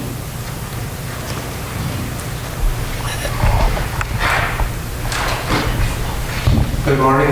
Good morning. Thank you, Mr. Chairman and Commissioners. Again, my name is Toby Martinez. And I've been associated with this effort for many years, starting 3 years ago. At the time, assessors had just come out with new assessments that really raised a lot of concerns in our community. I'm sitting there kind of thinking, well, do I know of situations that this bill would help? And I think about the situation of Peñasco, where this individual was managing his land and producing timber, producing potentially Christmas trees, and he was managing. That's a management plan. Whether or not he previously qualified as a agricultural something, I don't know. I suspect he did, because most of those properties were basically almost grandfathered, 30 years ago or so, and they continue to get that special method of valuation benefit. So that's an example of the kind of thing that I would see would benefit from this legislation. We keep talking about grazing as though it would be the only thing you could do in a management plan. There are many other things you could do in terms of soil protection, in terms of riparian protection, in terms of wildlife benefits and so forth. Buffer areas in terms of community that needs to be buffered from development and so forth. So I would think that there would be many properties that certainly would qualify. As I recall, there's another clause, I don't know if it's still in the current bill, that let's say somebody got this special reduction as a result of the new bill, and then they went and sold the property for development. There was a clause that they would have to pay the back taxes as though it had been retail commercial full value. And is that still in the bill? 5 years. So there's a way of taking those that really didn't qualify and where people were just speculating, and then they go back and they get that benefit. Well, there's a way of recovering that. So anyway, I've been in support of this. I personally have a piece of property that will never qualify, and I'm just going to keep paying the high taxes till I sell it. In fact, I have a buyer right now. I don't want to do that, but I don't have a choice. It didn't qualify for a special method, and so I'm paying high taxes. Somebody's going to go in there and carve it up and develop it. And that's what's going to happen to a lot of properties that are in the same situation. Thank you for your time. Thank you.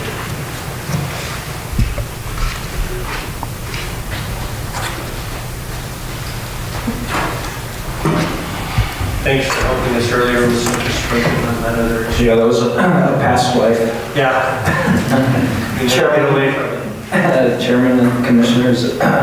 Again, my name is Sam Desjorges. I'm on the board of the Alianza Agricultura. I'm also the chairman on the Acequia Madre del Rio Grande de los Ranchos. And I think the only way that I can relate to this bill is to talk about it personally. You know, right now, we're sitting on, there's another 5 acres that we'd like to put into production. We spent money on head gates, piping, plowing, fighting prairie dogs, doing all those things, while at the same time paying the full retail rate on the taxes.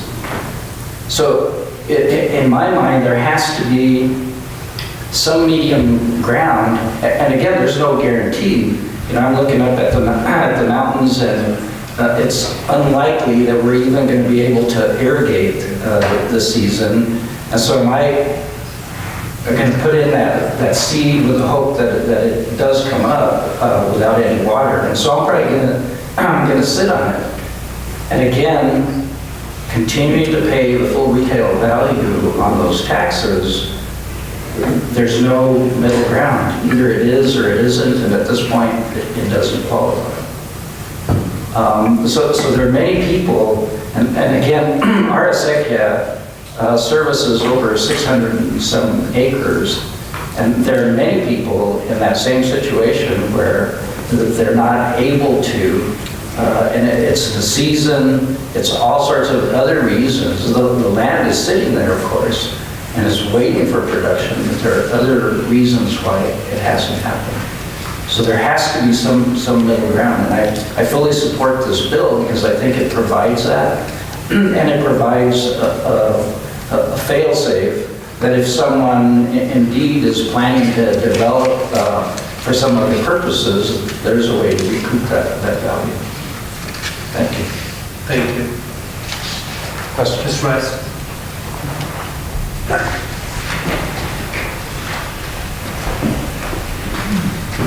Chairman, Councilmember, my name is Darrell Maestas. I'm also a chairman on the Acequia Madre de Rio Chiquito.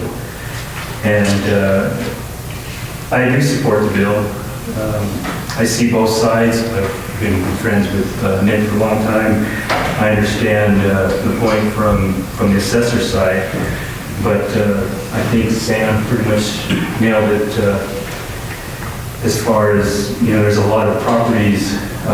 I'm new to the Acequia Commission, and I've learned a lot in the last year from talking to a lot of my paisanos, because one of the issues, especially further on down the Acequias, is of course water issues, amount of water.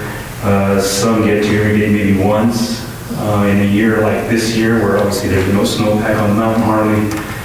They may not be able to irrigate at all this year. So I think there needs to be that middle ground somewhere, so it's not just like Sam says, it's just it is or it isn't. So I think it's all been said pretty well. I'm just thank you. Okay. Thank you, Mr. Maestas.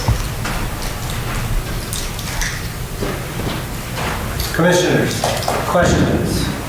Dr. Apple, probably broke. Mr. Chairman, do I have the floor? Commissioner Blankenhorn, thank you. So, I hear your concerns about enforcement and the potential for some unfairness, but I really think that it's important that we do have another option to protect land, and I would love to see portions of the county enter into good management plans that were enforced by third parties. So I'm going to put my faith in that, and with that, I'll make a motion to support the resolution. I'll second, Mr. Chairman. Okay, I have a motion and a second regarding Resolution 2018-7. This is a resolution expressing support and urging passage of property tax legislation that would provide an alternative method of valuation for owners of unimproved land previously assessed as agricultural land. Further discussion? Hearing none, seeing none, clerk call the roll. Commissioner Romero? Yes. Commissioner O'Donnell? Yes. Commissioner Blankenhorn? Yes. Vice Chair Gagos? Yes. Chairman Thornburg? Yes. Thank you. Thank you. Nick, thank you, as always. And you'll be following it and keep us informed. Yes, sir. All right. Commissioners, are we doing all right? Go to the next one. Anybody need a break? Anybody want to quit? Anybody want to run? All right. Item 12, contracts, agreements, MOUs, and bids. Item A is approval of contract TCC 2018-03, which is a contract between the Dominici Law Firm and Taos County to oversee the circle record of decision currently in place with Chevron Western Mine. Mr. Cordova. Mr. Chairman, Commissioners, basically at the request of Commissioner Gallegos, I was able to reach out to a couple different attorneys in regards to the CERCLA record of decision at the Chevron Mine up north. And I wanted to move forward with a contract with Pete Domenici Jr. Law Firm. We had a meeting a couple months ago with Mr. Domenici, and as you could read the scope of work, I'll go ahead and read the scope of work in the contract if I may. Basically, the Domenici Law Firm will provide representation in Taos County and overseeing the CERCLA record of decision that is currently in place for the Chevron Mine located in Cuesta, New Mexico. The firm will oversee, review, and comment on any proposed amendments or modifications to the ROD to ensure that any changes made are in the best interest of Taos County. The firm will also provide oversight and input regarding other regulatory activities and requirements that may be imposed by other state and federal agencies to ensure that any such activities and requirements are in the best interest of Taos County. With our actions taken by the firm, they will advise the county of available remedies and options for addressing the issues. The firm will also provide the county with advice and options as to how the county may be able to use its taxation, regulatory, and police powers to ensure that activities undertaken by Chevron are in the best interest of Taos County. Contractors shall also provide updates, consultation, and legal advice to the Board of County Commissioners in person and or in writing from time to time as designated necessary by the county attorney or the county manager. So I feel it is important that we do have that representation. It certainly isn't my background. Mr. Domenici Jr. is an environmental attorney in good regard, and I do believe he'll represent the county well going forward. We have meetings coming up, so I don't want to feel like we're rushing this. We've talked about it quite a bit, but this is a $50,000 request over an 18-month period. We may not spend all the money, but we do definitely have, if this contract's approved, someone on our side, someone that will be able to represent the county, I feel, quite well, and come back and present to the commission on what's happening in regards to the CERCLA. So I stand for any questions. Commissioners. Vice Chair Dunn. Mr. Chair, Commissioners, I believe that through some of the discussions that the EPA has had with Village of Cuesta and Chevron, the Chevron's proposals to look at the record of decision, which was something that was a document that was meant to be altered. This may give the county now even more of a closer seat at the table to be more participatory in any actions that are going to be going on outside the Village of Cuesta's annexation in town, and there'll be some projects where there'll be some tailings pipe removal. There's also easements that could be allotted for use for the county, City of Red River, and Village of Cuesta to maybe make economic development bike paths in the area as well. There is a meeting on February 8th where the Village of Cuesta will be hosting Chevron EPA. And now, hopefully, if the commission approves that we have legal counsel or the commission want to go to this meeting. And I think that within the 18-month span, we should know where we are with the participation with Chevron and EPA. They do need to come to the county pretty quickly, because a lot of these projects are going to be more engaging with the county and less with the village as far as projects that we need in the future. So I would hope that this is something that the commission would support. Vice Chair Gallegos, I've always been impressed how you're really keeping this in the community and not, I mean, the meetings that you push and stuff for them to get in front of the people has been very impressive.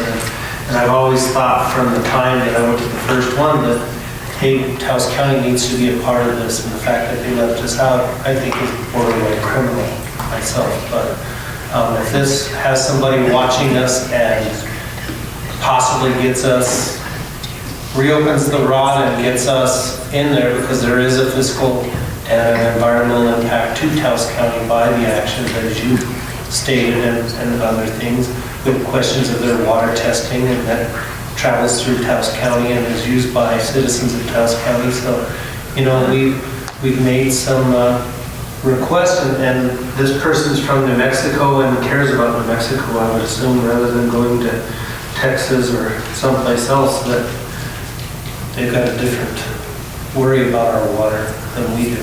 So, In addition, Commissioners, just something that maybe if we get a legal counsel to represent the county. Currently, Chevron is reaching out to property owners in the county, or should be reaching out to property owners within the whole county.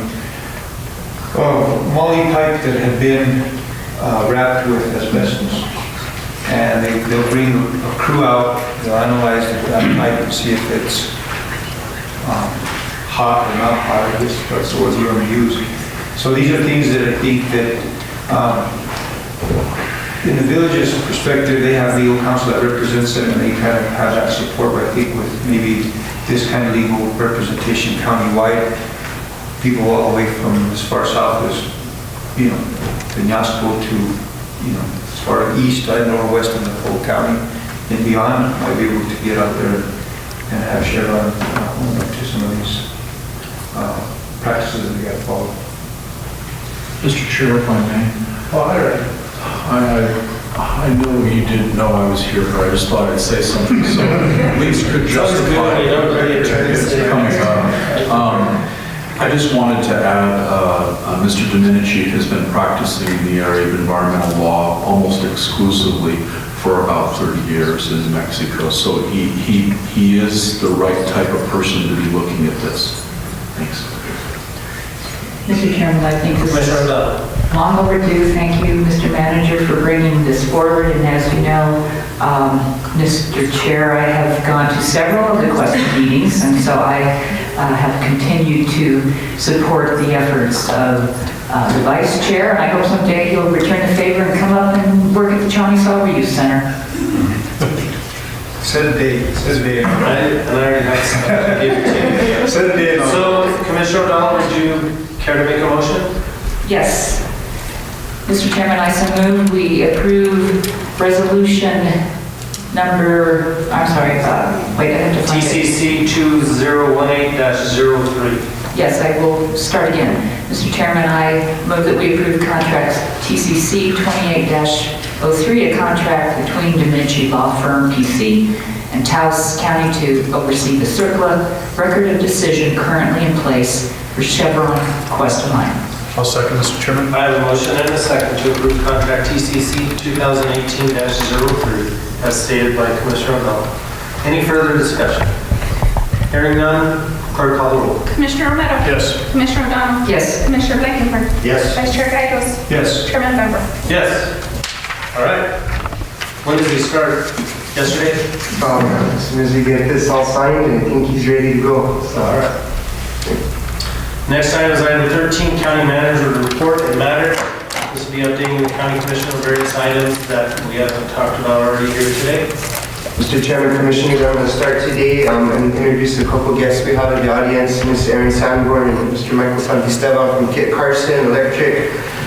We wanted to talk today a little bit more about a proposal put forth by Kit Carson in regards to bringing our local leaders together and quite likely bringing together the IGC again and making the IGC a more relevant, substantial governing body for the purpose of getting our voices collectively heard. So before I introduce Ms. Sanborn to kind of give a little bit more of the detail of her plan, I just kind of wanted to update the board on the last meeting we had of the IGC was a meeting of the managers and mayors and myself as county manager, basically the leadership of these communities talking about the need for the IGC, and I do feel that we all agree that it is very important for us to come together and for us to have our voices heard as a collective body.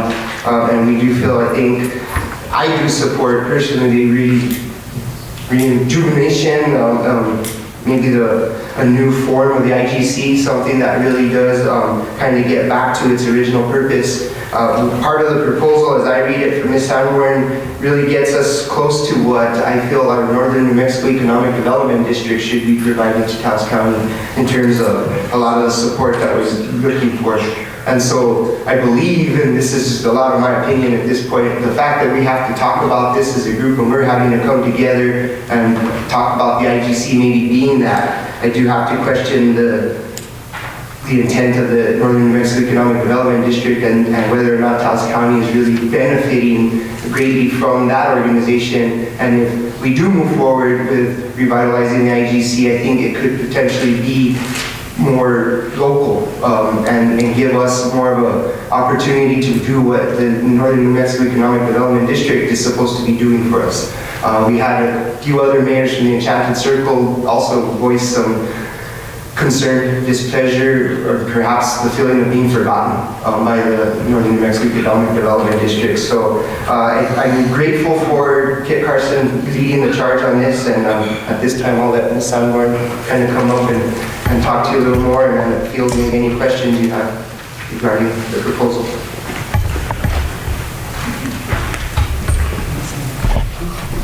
Thank you, Mr. Cordova. I did hand out the last or the previous meeting, the current revision that the IGC has developed. I didn't know if you had a chance to read it, and maybe I should just open the floor to questions first, since we'll probably have a small amount of time. Commissioners? Anything? Okay, Commissioner Blackmore. Thanks, sir. The Northern New Mexico Economic Development District, is that affiliated with TCDC at this point?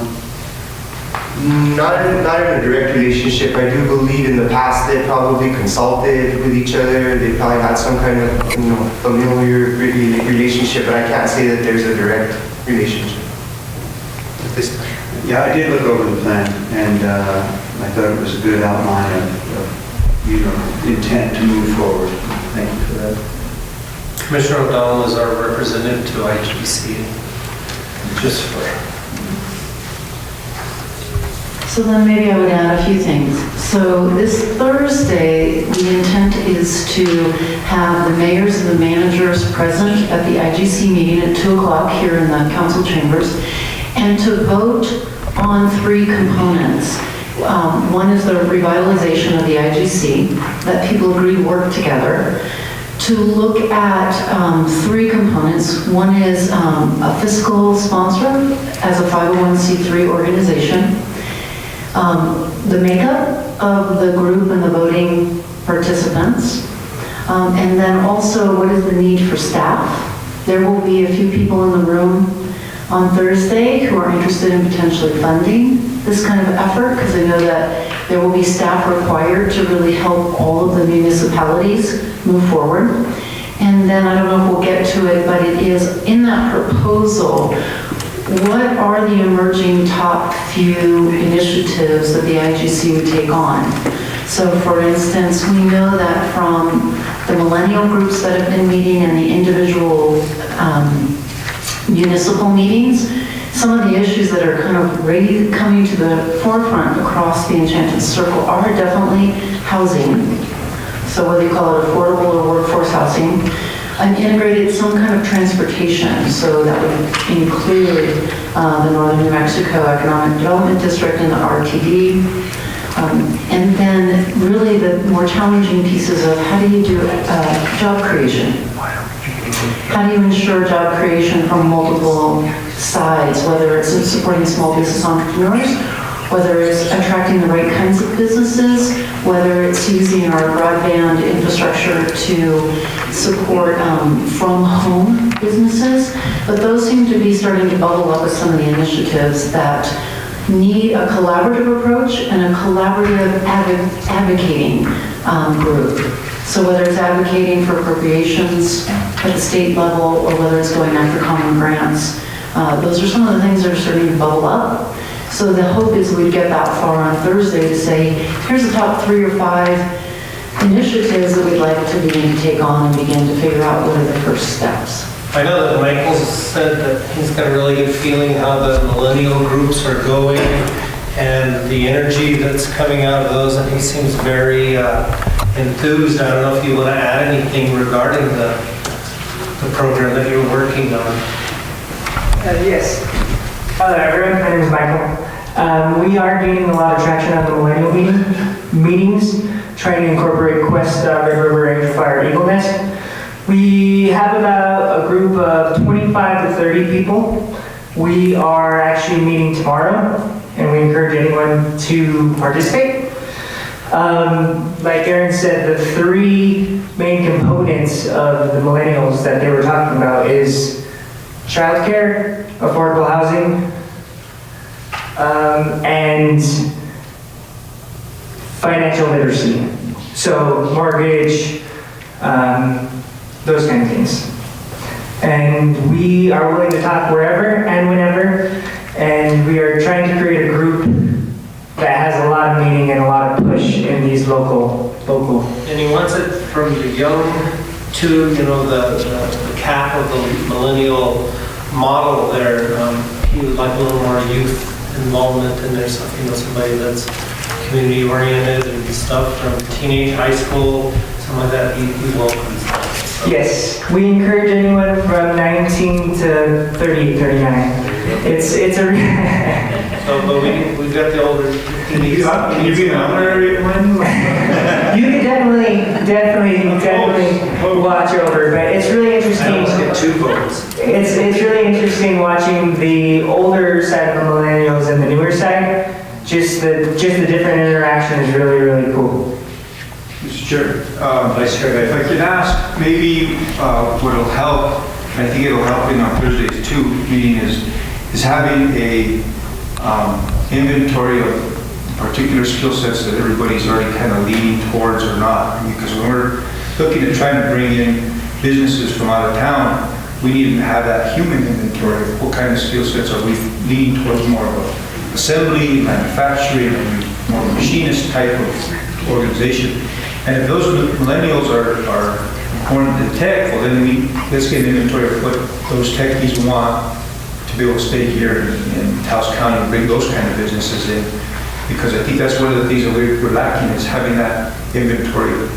Because we don't, in example of Cuesta, we want to bring business to Cuesta, but we don't really have an inventory of, are there more, builders, are they more of a plumbing industry, are they more electrical, so those are things that we need as you have your meetings. And I know I'll bring that up on Thursday, is making sure that we have some kind of inventory towards whatever industry or manufacturing we want to go into. So. And I think Aaron has more to talk about that regarding Carson Electric's point of view. Oh, I thought you meant No, actually, and as I represent the IGC for a moment, the mayors and the managers, when they did come together, had asked us to really look at doing an asset-based approach, looking at an inventory and looking at those skill sets. So that was a really nice piece of direction from the IGC members. And I'll plug UNM Taos, is that they are beginning to look at the curriculum for IT. We've not really asked the millennials yet, I think, right, Michael, to look at what are those real skills that they would like for career development and job security. But I think that's on the horizon. Commissioner O'Donnell. Thank you, Chair and Commissioners. Thank you for this report. Regarding the funding, I do agree that where you had said everybody pays equally, I don't think that works. I had mentioned in a meeting that we modeled it similar to how E911 was set up, where according to size and how much is put in, even using maybe that document as a model to move forward. My question is the best way to, set this up. I don't know if someone, government entity would be a fiscal agent, or as you say that we umbrella under, say, the Taos Community Foundation, but they have an 8% charge a fee. So I think that's going to be a topic of, how is it set up?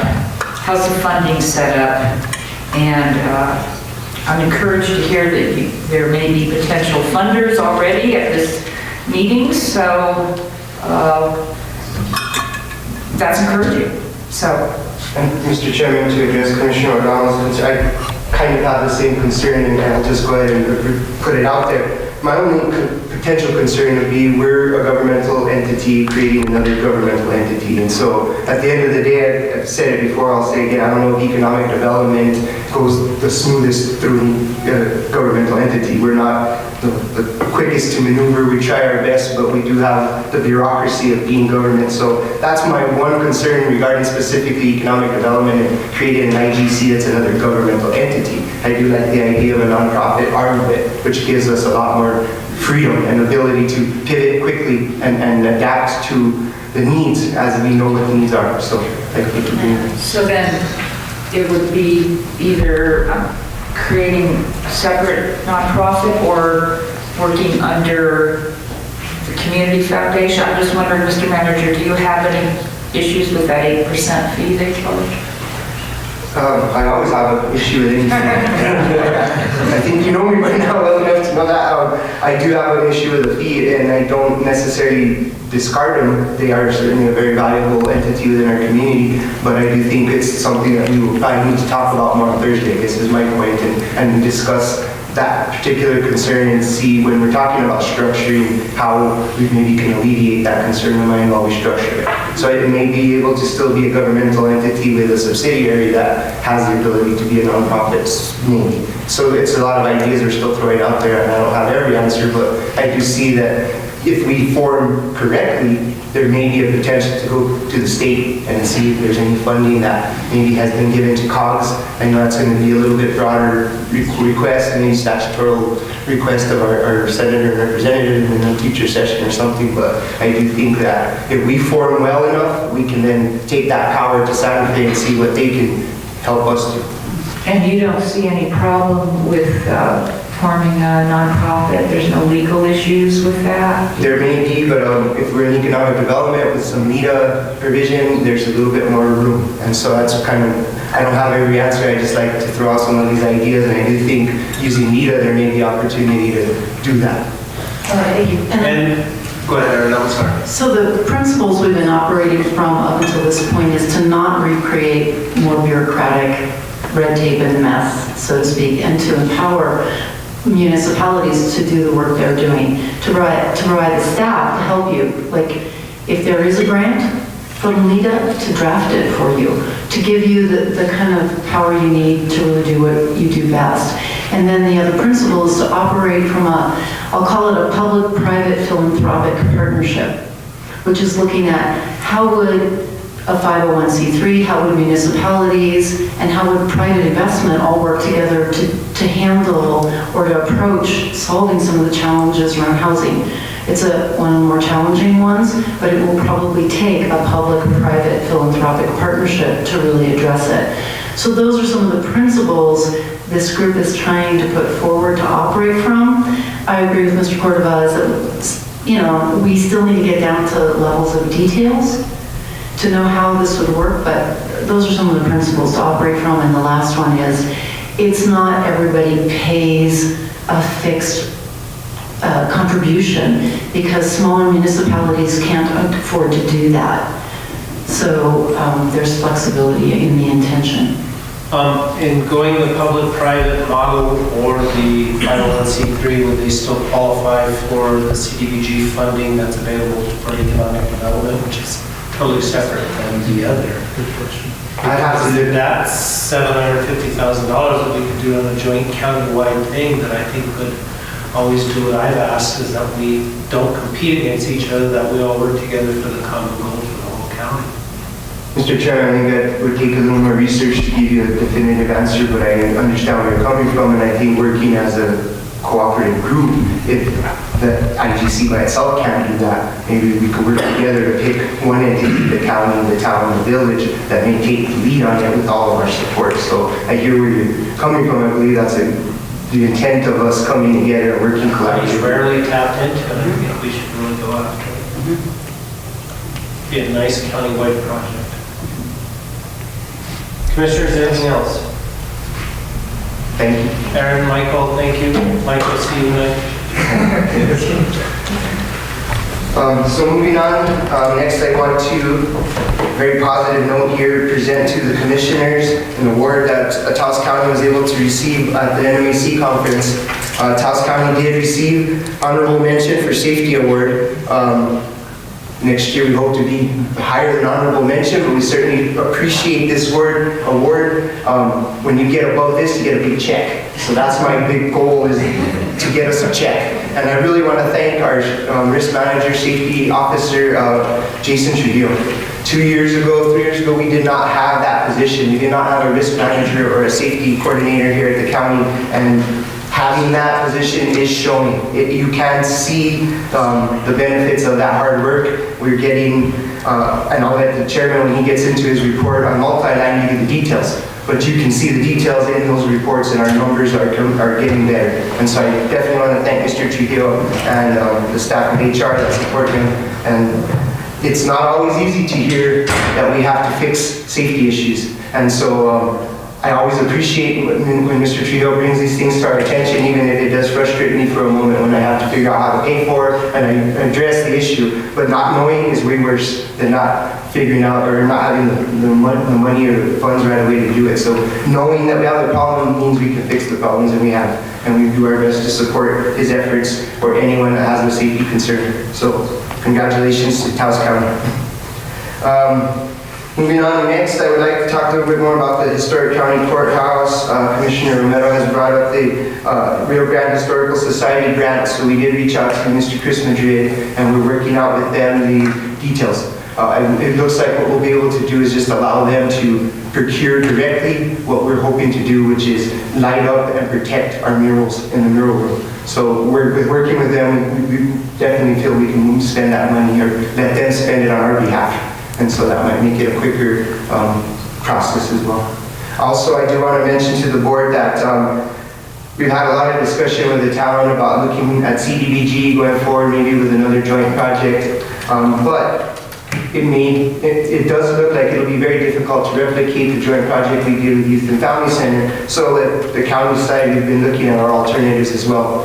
We talked about maybe doing Camino de Medio as a joint project, and that does seem to be a difficult project to qualify. So in our research, we did find that the Historic County Courthouse, because of its ADA issues, could qualify for CDBG without having to go through the low to moderate. The issue is we can only spend CDBG money on specific upgrades that are ADA. So at this point, we definitely feel like that's our plan to go forward and look and see if we can qualify for CDBG money, but a joint project with the town would not be the most prudent for us because we wouldn't be able to spend $1.5 million on just ADA. Our $750,000, if we're able to be awarded that, would go directly to ADA, and we'd spend every dime of it specific for ADA on the elevators and the bathrooms. So I just wanted the board to be aware that that's a great option, as well as the grant that Commissioner Romero sent to us last meeting. We're going to pursue that as well. It's a dollar for dollar match up to $500,000, so we're going to go for the max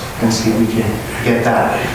Cobbling all this money together gives us a great opportunity to take a chunk of the work out of it and either complete as much as we can or really get to just small details that will be left undone that we can finish in subsequent years. So good news, and we're pursuing all of our options when it comes to finding funding for that project.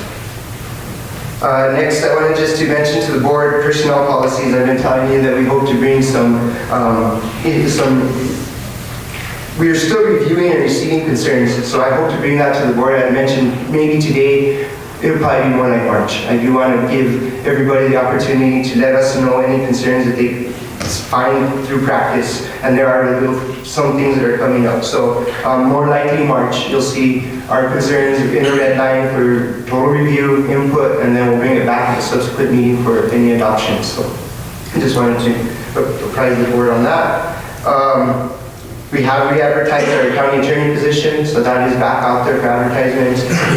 We've advertised in the Albuquerque Journal and the New Mexico Bar, and so we're taking a shot at that. And we're also working on a few adjustments to our facility management job description. We'll be posting that soon as well. We are working on some more of the recycling research as requested by Commissioner O'Donnell and the landfill board, and we do hope to have that complete for a future presentation not too far from now. We are certainly always working on that. And we had talked about today going over our emergency management EOP plan. Mr. Bobby Lucero asked for one more meeting to be able to present that, so that will be coming in the next meeting. We may not have to do a work study specific to that, so it may just be able to be a department matter within a normal meeting. And then the legislative update, I just kind of wanted to give the board a quick update. Last week was the first week of the legislative session. Most of us were there for NMAC. Not a lot of substantial progress has been made to this point. However, it is a busy session, 30 days, and it's mostly about money. And the most promising thing I heard was from the governor's state address when she mentioned that it was $300 million in new money, where just 2 weeks ago we were talking about $200 million in new money. So if that is a verified figure, it really goes to show how dependent we are on oil and gas. And any swing up or down affects us tremendously. So we're always grateful for the swings up, but then as last year was a true indicator, the swings down force us to make really tough decisions. So my hope is that it's a comprehensive approach and a long vision of our legislators so that we don't keep making reactions to ups and downs of the oil and gas industry. And stealing $87 million from the state fire fund. Law enforcement and protection funds also have been attacked. They are going after funds that are essential to our local governments. But the $142 million shortfall they had, they took $87 million from one fund. And we are feeling the effects of that in this year. So new money is out there, but it's not probably going to go directly to where they took it from, and that is a problem. So, if any of you have any bills that you would like us to track, we're doing bill tracking in-house. Ms. Lori Montoya is helping do that for us. So we have a few things already on there that we're tracking, and I am open to any other suggestion. The sheriff has given me some. Ms. Clerk, Mr. Assessor, anyone that has any concerns that they want me to track or us to keep an eye on, I'm more than happy to do that. Myself and Commissioner Romero were briefed on the NMAC legislative priorities, and I shared those with Commissioner O'Donnell when she was down there too, so she would know those as well. We've turned in all of our capital outlay requests, and so those have been given to both the senator, the representative, and I actually was able to take them over to the executive at Capital Outlay Bureau, so they have that in all three bodies. And so hopefully we're asking for very sensible things, and so that's our goal, to be funded at full ask. Mr. Chairman, what are those amounts? Could you list the projects again? Okay, I will do my best to. Camino de Medio, we're asking for a $1.5 million allocation. You may have heard in the news that in the GEO bond bill, Senator Cisneros has the idea of putting in about a $49 million set aside specific to DOT projects in each district. And so with that, if that is approved and the voters take and approve that as well, we would hopefully be at the top of the line for that request to our district for $1.5 million on Camino de Medio. We also asked for $150,000 for improvements to the courthouse, and if there's any money left over, we'd probably focus on jail or administration building. The new courthouse? Yes, the new courthouse. Judge McElroy came last summer, I believe, and came to the body and requested that of us. We also are asking for $200,000 more for the Veteran Cemetery. We're ready to take on that next phase of that, which will be infrastructure and hopefully getting some of the crypts buried underground so we can actually start using it as a cemetery. We also are asking for $350,000 for improvements to bridges throughout the county. 3 bridges specifically, but if there's any excess money, we certainly have the need and we'll put it into that. And help me, Grant, there's one more. Oh, sheriff's vehicles. I apologize. We do have a request in for $120,000 to fund the sheriff's vehicles. And so that is always a request we put in. And what I believe is helpful for us is we usually match or are able to commit to giving from the general fund to the sheriff as well. So that's our 5th and final request. All right. That's all I have today, Commissioners. I stand for any other questions. Thank you. Just a quick. Commissioner O'Donnell and then Commissioner Blankenhorn. Thank you, Mr. Chair. Commissioners, Mr. Manager, could I put you in contact with Momentum Recycling, the glass recycling business in Colorado? Certainly. I would appreciate that comment. Okay, I will. Thank you. And next time, could we hear about the status of the Health Council? Okay, thank you. Commissioner Blankenhorn. Thank you, Chairman. Have you heard from Mr. Bellis on the low-cost housing project? I know he needed some piece of paper regarding the title of the property, and I think he intended to make a brief presentation to us at the next meeting. Mr. Chairman, Commissioner Blankenhorn, at this time I have not had a specific request from Mr. Bellis. I've had a conversation a while back about timing, and that's about as far as we've got.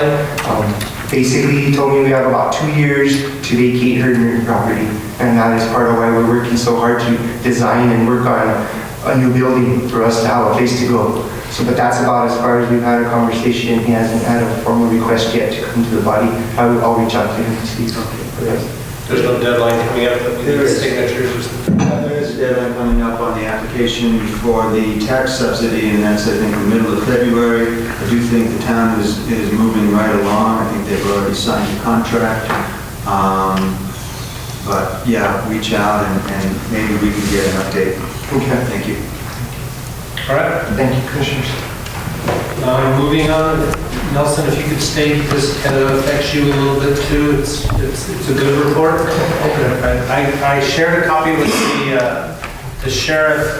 Part of it is on that, but I can certainly get you a copy. The next item on the agenda is Commissioner's Report Matters. First is last week I got the multi-line and the law enforcement detention center funds, which are the two insurance pools that we pay into.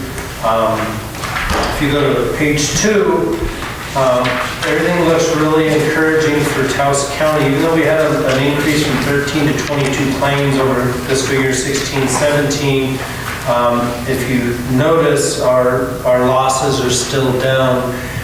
When the purple is bigger than the red, then the purple will begin to come down. But keep in mind, it's a pool of 29 of the 33 counties well, actually, in this one, there's 31 of 33. San Juan is not in it, and Los Alamos is not, because Los Alamos, as you know, is both city and county government.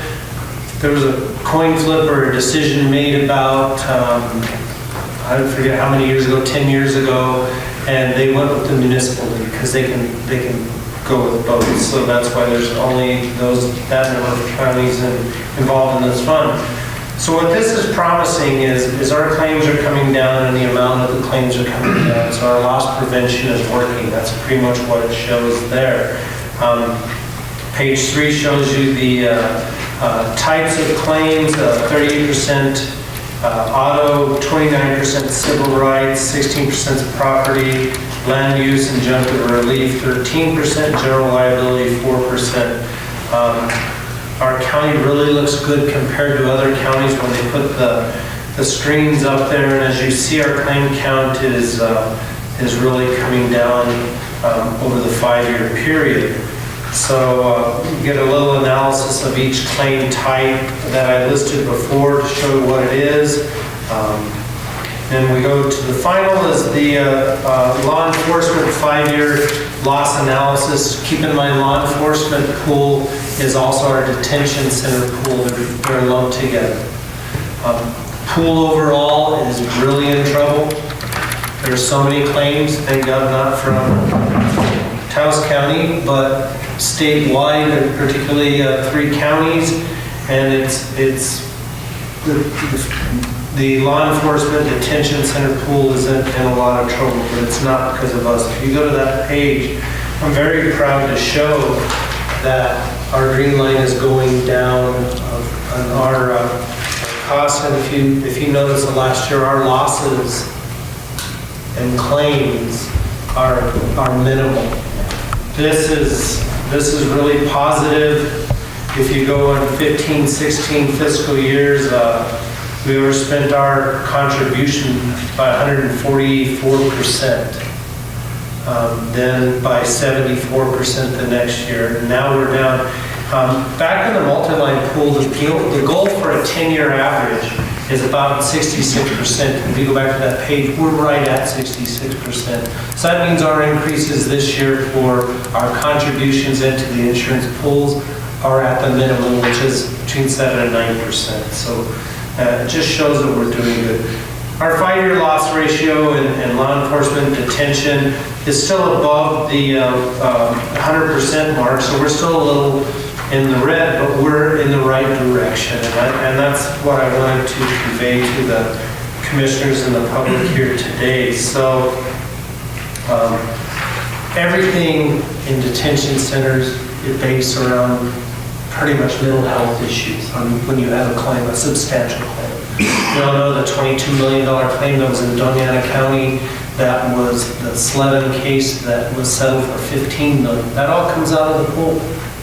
So it's going to take the pool a long time to rebound from that. But if you look at everything that we have, our claim types are breach of duty, due process, failure to protect, which is a big one, false imprisonment, medical treatment inadequate, which we work really hard to improve, and then the use of force have been minimal compared to other counties. So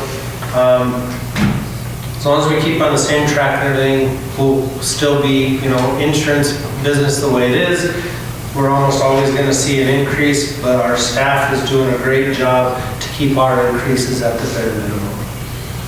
If you have any other questions since you just got this report, feel free to contact me, and I can also get you the 10-year analysis if you want to look at that. But it's the same picture for Taos County. We're getting better and better. Thank you, guys. I just want to echo thank you. I want to thank all of the staff. Everybody works hard to do this, but specifically our warden, the sheriff. They have really brought in new practices. They've been trained, and they're really talking to their staff about what best practices are and what isn't, and how to protect the county. And to me, that's the best thing we can hope for. I would much rather spend the money on the front end than the back end. I would much rather give raises than to pay out settlements. And we're moving into that direction, and I'm grateful for that. So thank you. We pay, I think, it's roughly $468 for our law enforcement detention policy, and we are at $409 for multi-line. So just under $1 million. Yeah, it's just under $1 million for both is what we pay.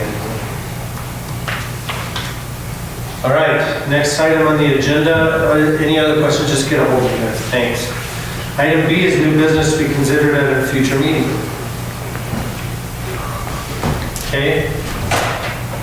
Thank you, Nelson. You're welcome. Item C is commissioner announcements. I know that there's that owners forum tonight at the mothership. I know I plan on going, Commissioner O'Donnell's planning on going. If anybody else is going, you need to let us know so we can stagger it or something, because I know we didn't post it. We were done last week and I was sick, and I apologize for doing that, but I hadn't heard any other indications. But okay, well, maybe I'll pass. I can pass. I can pass. You sure? Yes. Now what if he doesn't go? Okay, well, there's only going to be, there'll be 2 of us there at least tonight. There's 3, we just won't. Yeah, we won't be long. So if we ignore you tonight, Tom, don't get your feelings. I wouldn't even be surprised. Standing practice. Okay. Anything else, Commissioners? Mr. Chairman, I just wanted to share briefly a little bit of some of the stuff that happened at the NMAC board meeting last week.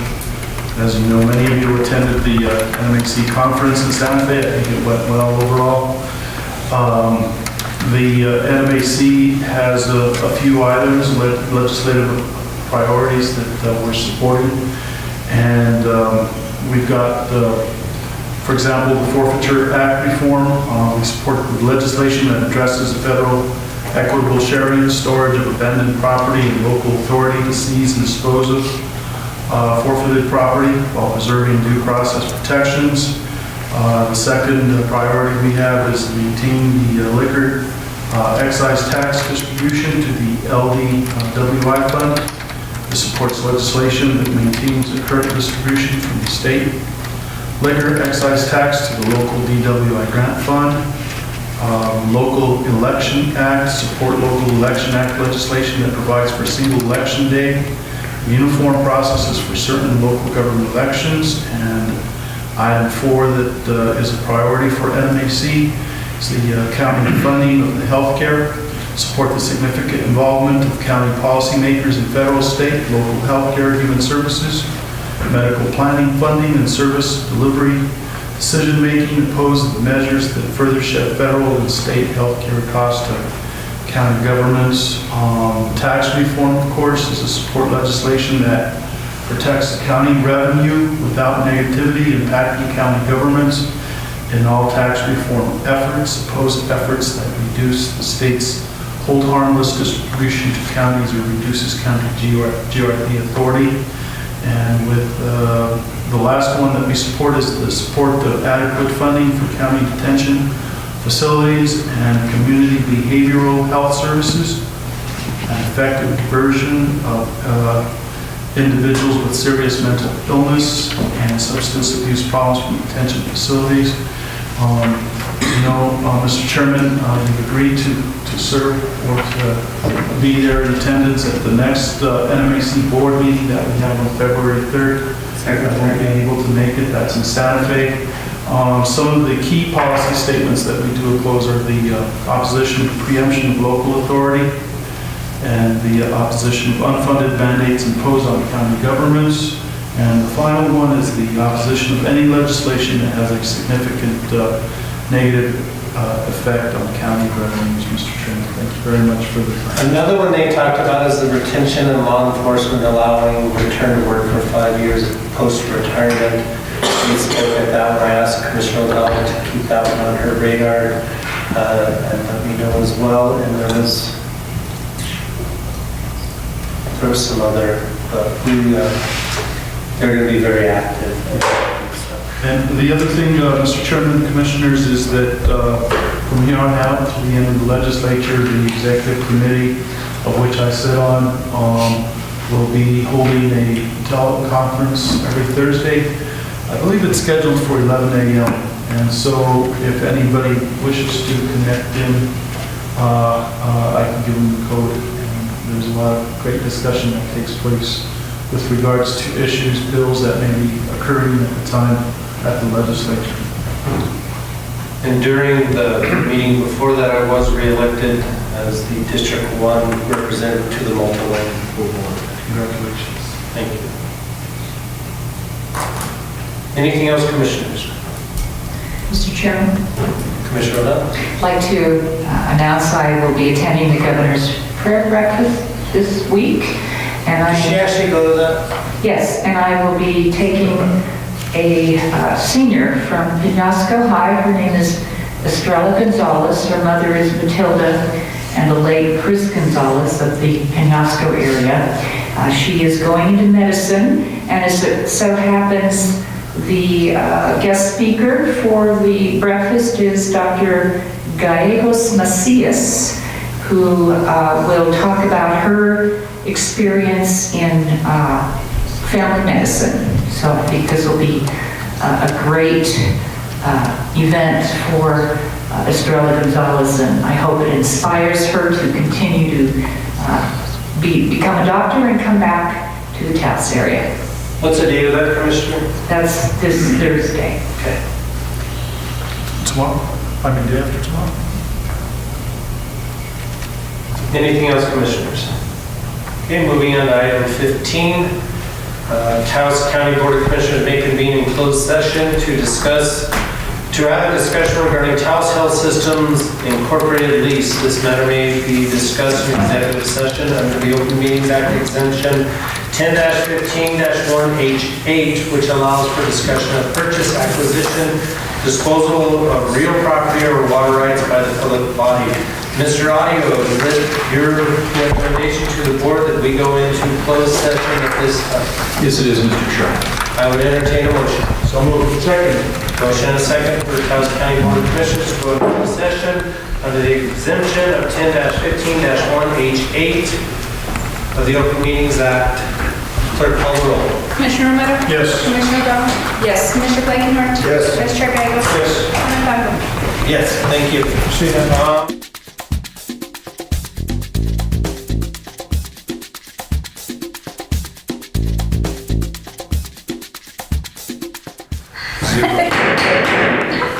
Motion from the board to come back into open session. Second. Clerk, call the roll. Commissioner Romero? Yes. Commissioner O'Donnell? Yes. Commissioner Blankenhorn? Yes. Vice Chair Gagos? Yes. Chairman Bender? Yes, next item on the agenda, item 16, consideration decision regarding Health Systems Incorporated lease. This can also be discussed in executive session. Is there any action regarding item 16 that needs to be discussed at this time? Mr. Chairman, I'd like to make a motion to table item 16. Tabling it would mean that it has to be taken care of before end of business day In that today. case, I change my language to amending the agenda to take it off. To postpone till the Just take no, I'm sorry, Chairman, Commissioners, you guys can just take no action. Nobody, No motion, no second heard, we can just pass on that. I do need a quick, because that was a possible executive session at this time, then I'll entertain a report from our attorney on what was discussed in the one open executive session that we did have. Mr. Chairman, Commissioners, the only item discussed during the closed session was the item that received public notice, which was the lease with Fort Cross Hospital. Motion to approve the attorney's report. Second. Okay, I have a motion, a second to approve the attorney's report as presented. Clerk, call the roll. Commissioner Romero? Yes. Commissioner O'Donnell? Yes. Commissioner Blankenhorn? Yes. Vice Chair Gagos? Yes. Chairman Bender? Yes. Next item on the agenda then, with no action taken on previous item, would be item 17, adjournment. Commissioners. So moved. Motion and a second. All in favor, say aye. Aye. Thank you all. Have a good day.